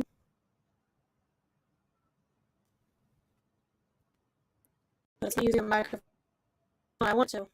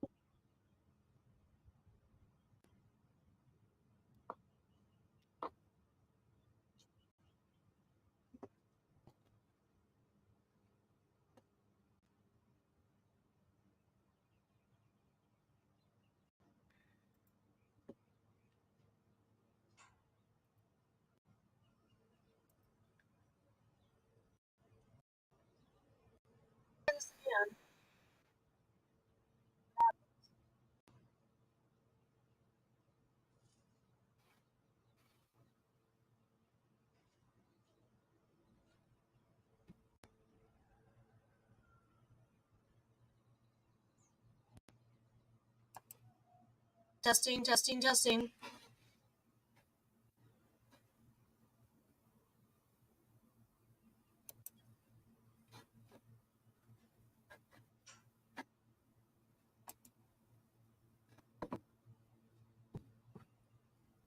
What on earth?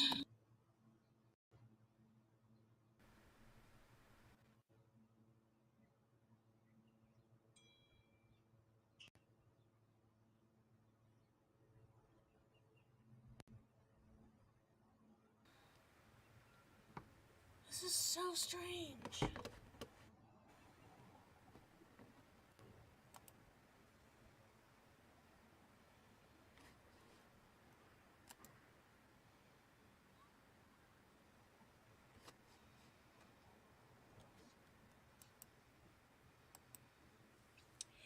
Yeah, I know, Data 12. I've been trying to fix it and I can't. So, for whatever reason.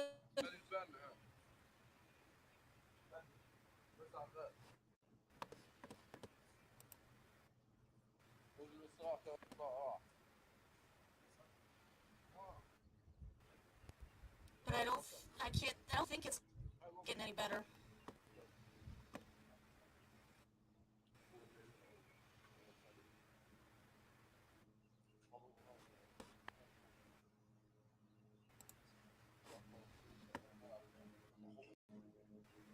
I'm gonna have to mute myself. You won't hearing much out of me. Sorry.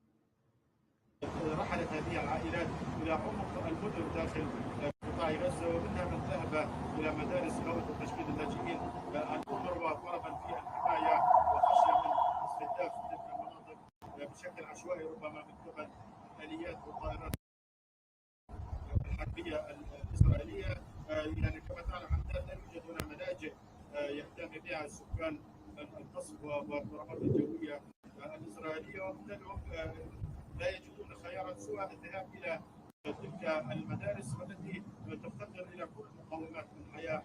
لا يوجد هناك مياه صالحة للشرب ولا أحذية ولا أدوية، ويعني تبدأ العائلات بفور وصولها في المناشدة إلى الأمم المتحدة بتوفير كل هذه المستلزمات. وبالتالي هناك حالة يعني من الارباك الشديد في قطاع غزه، وحاله خوف وهلع كبيره في صفوف المواطنين، وايضا هناك يعني حاله شبه شلل تام في الحياه هذه الاثناء، حيث لا يوجد حركه في الشوارع ولا في الاسواق ولا في المحال التجاريه. الناس التزمت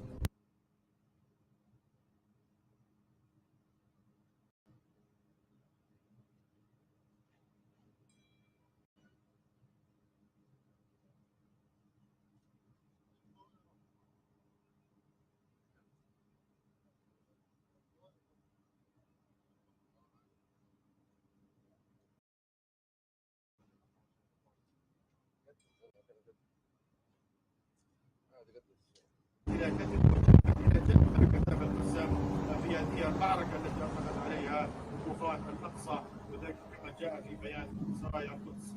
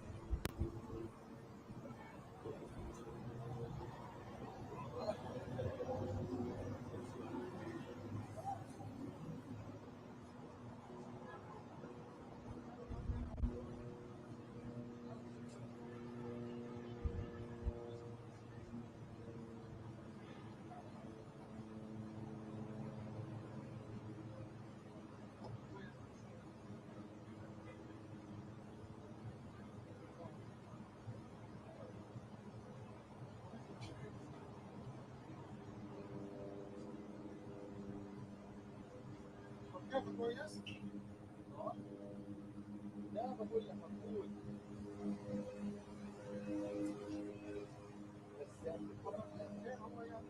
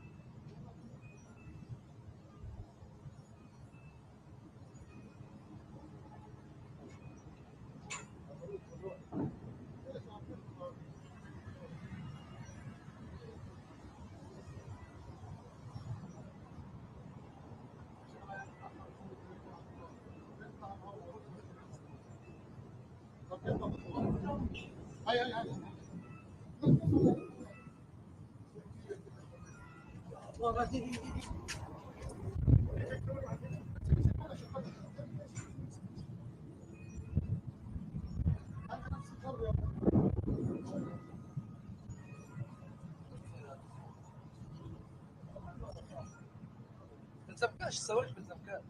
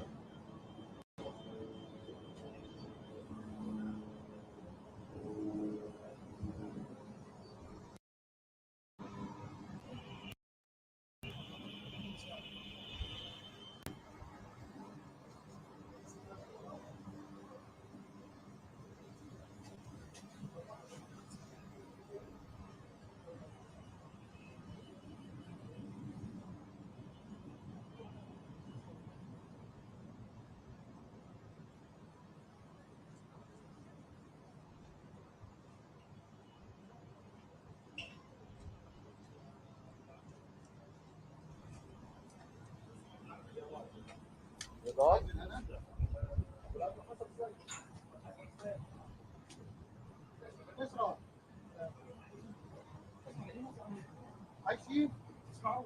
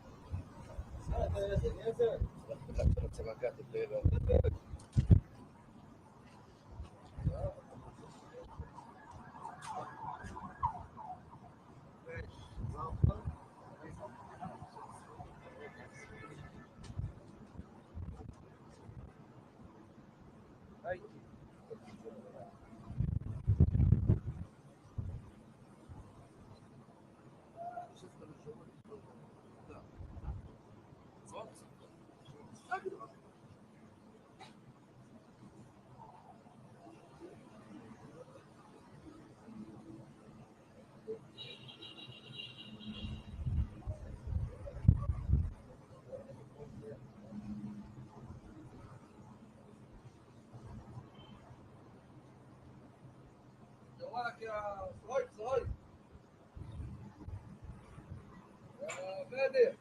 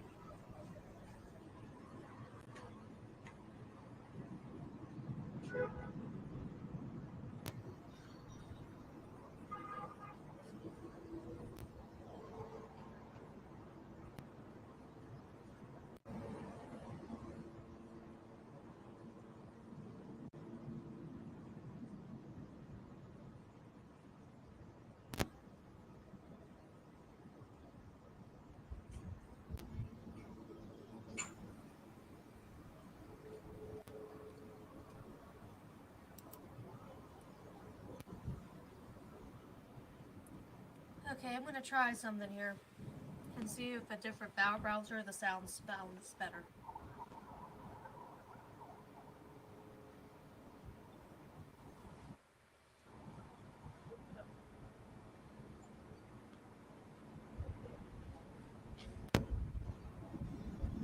Testing.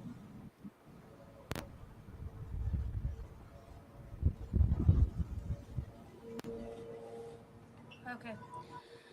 So I don't know what was happening, but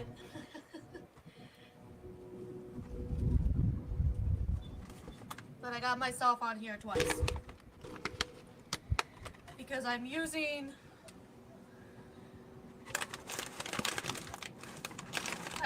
Firefox and also Chrome at the same time. I had to send myself an invite.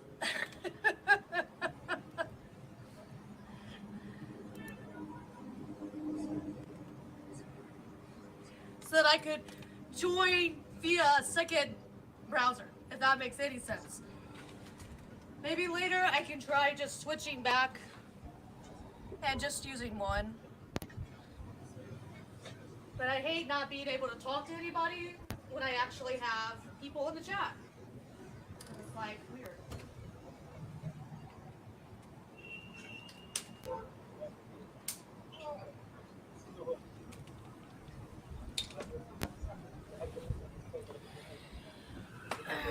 So what do we also want to do here is I am keeping an eye on Twitter.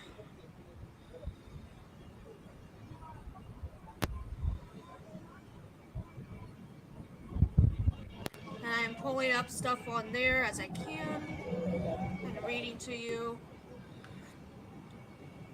Unfortunately, Twitter makes it difficult for me to pull up posts, so I just have to read them.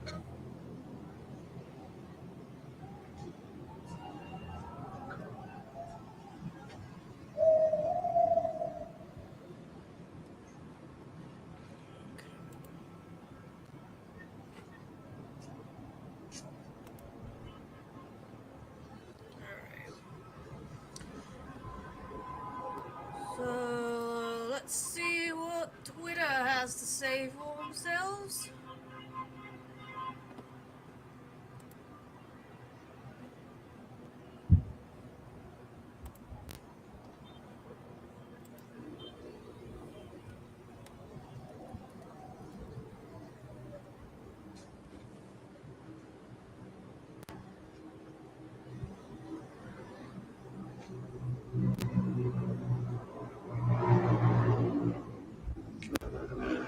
I didn't lose my sound again, did I?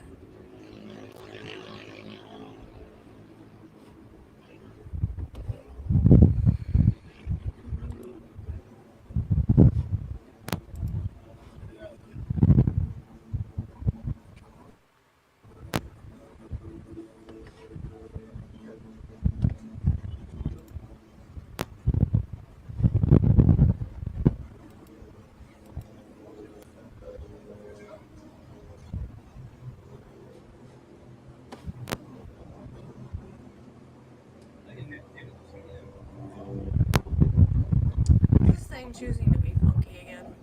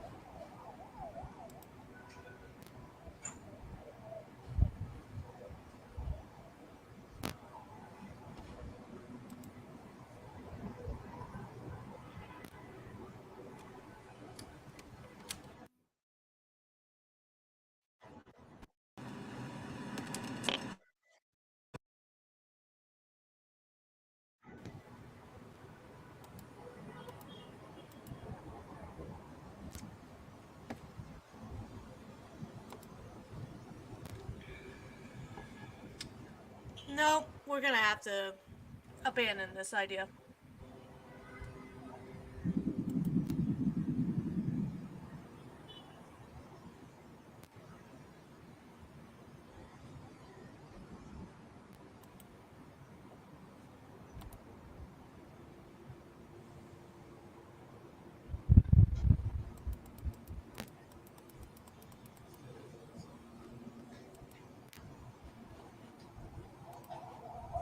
I've confused the hell out of the damn thing.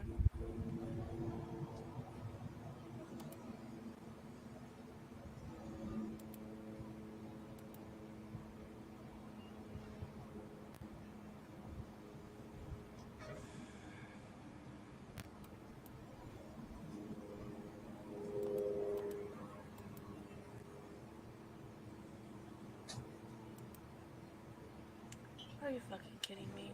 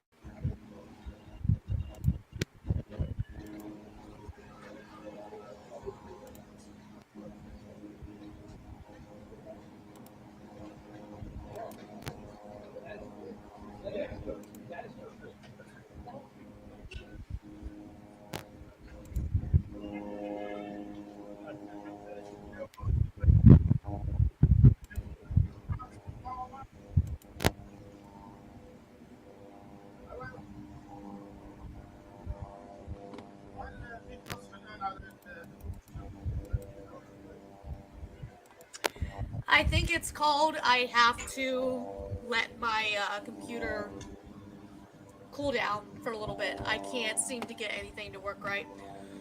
So, I hate to tell you this, y'all, but we are ending the stream for a time. Because something's just not working right. I'm gonna give it an hour, and I'll be back. Bye.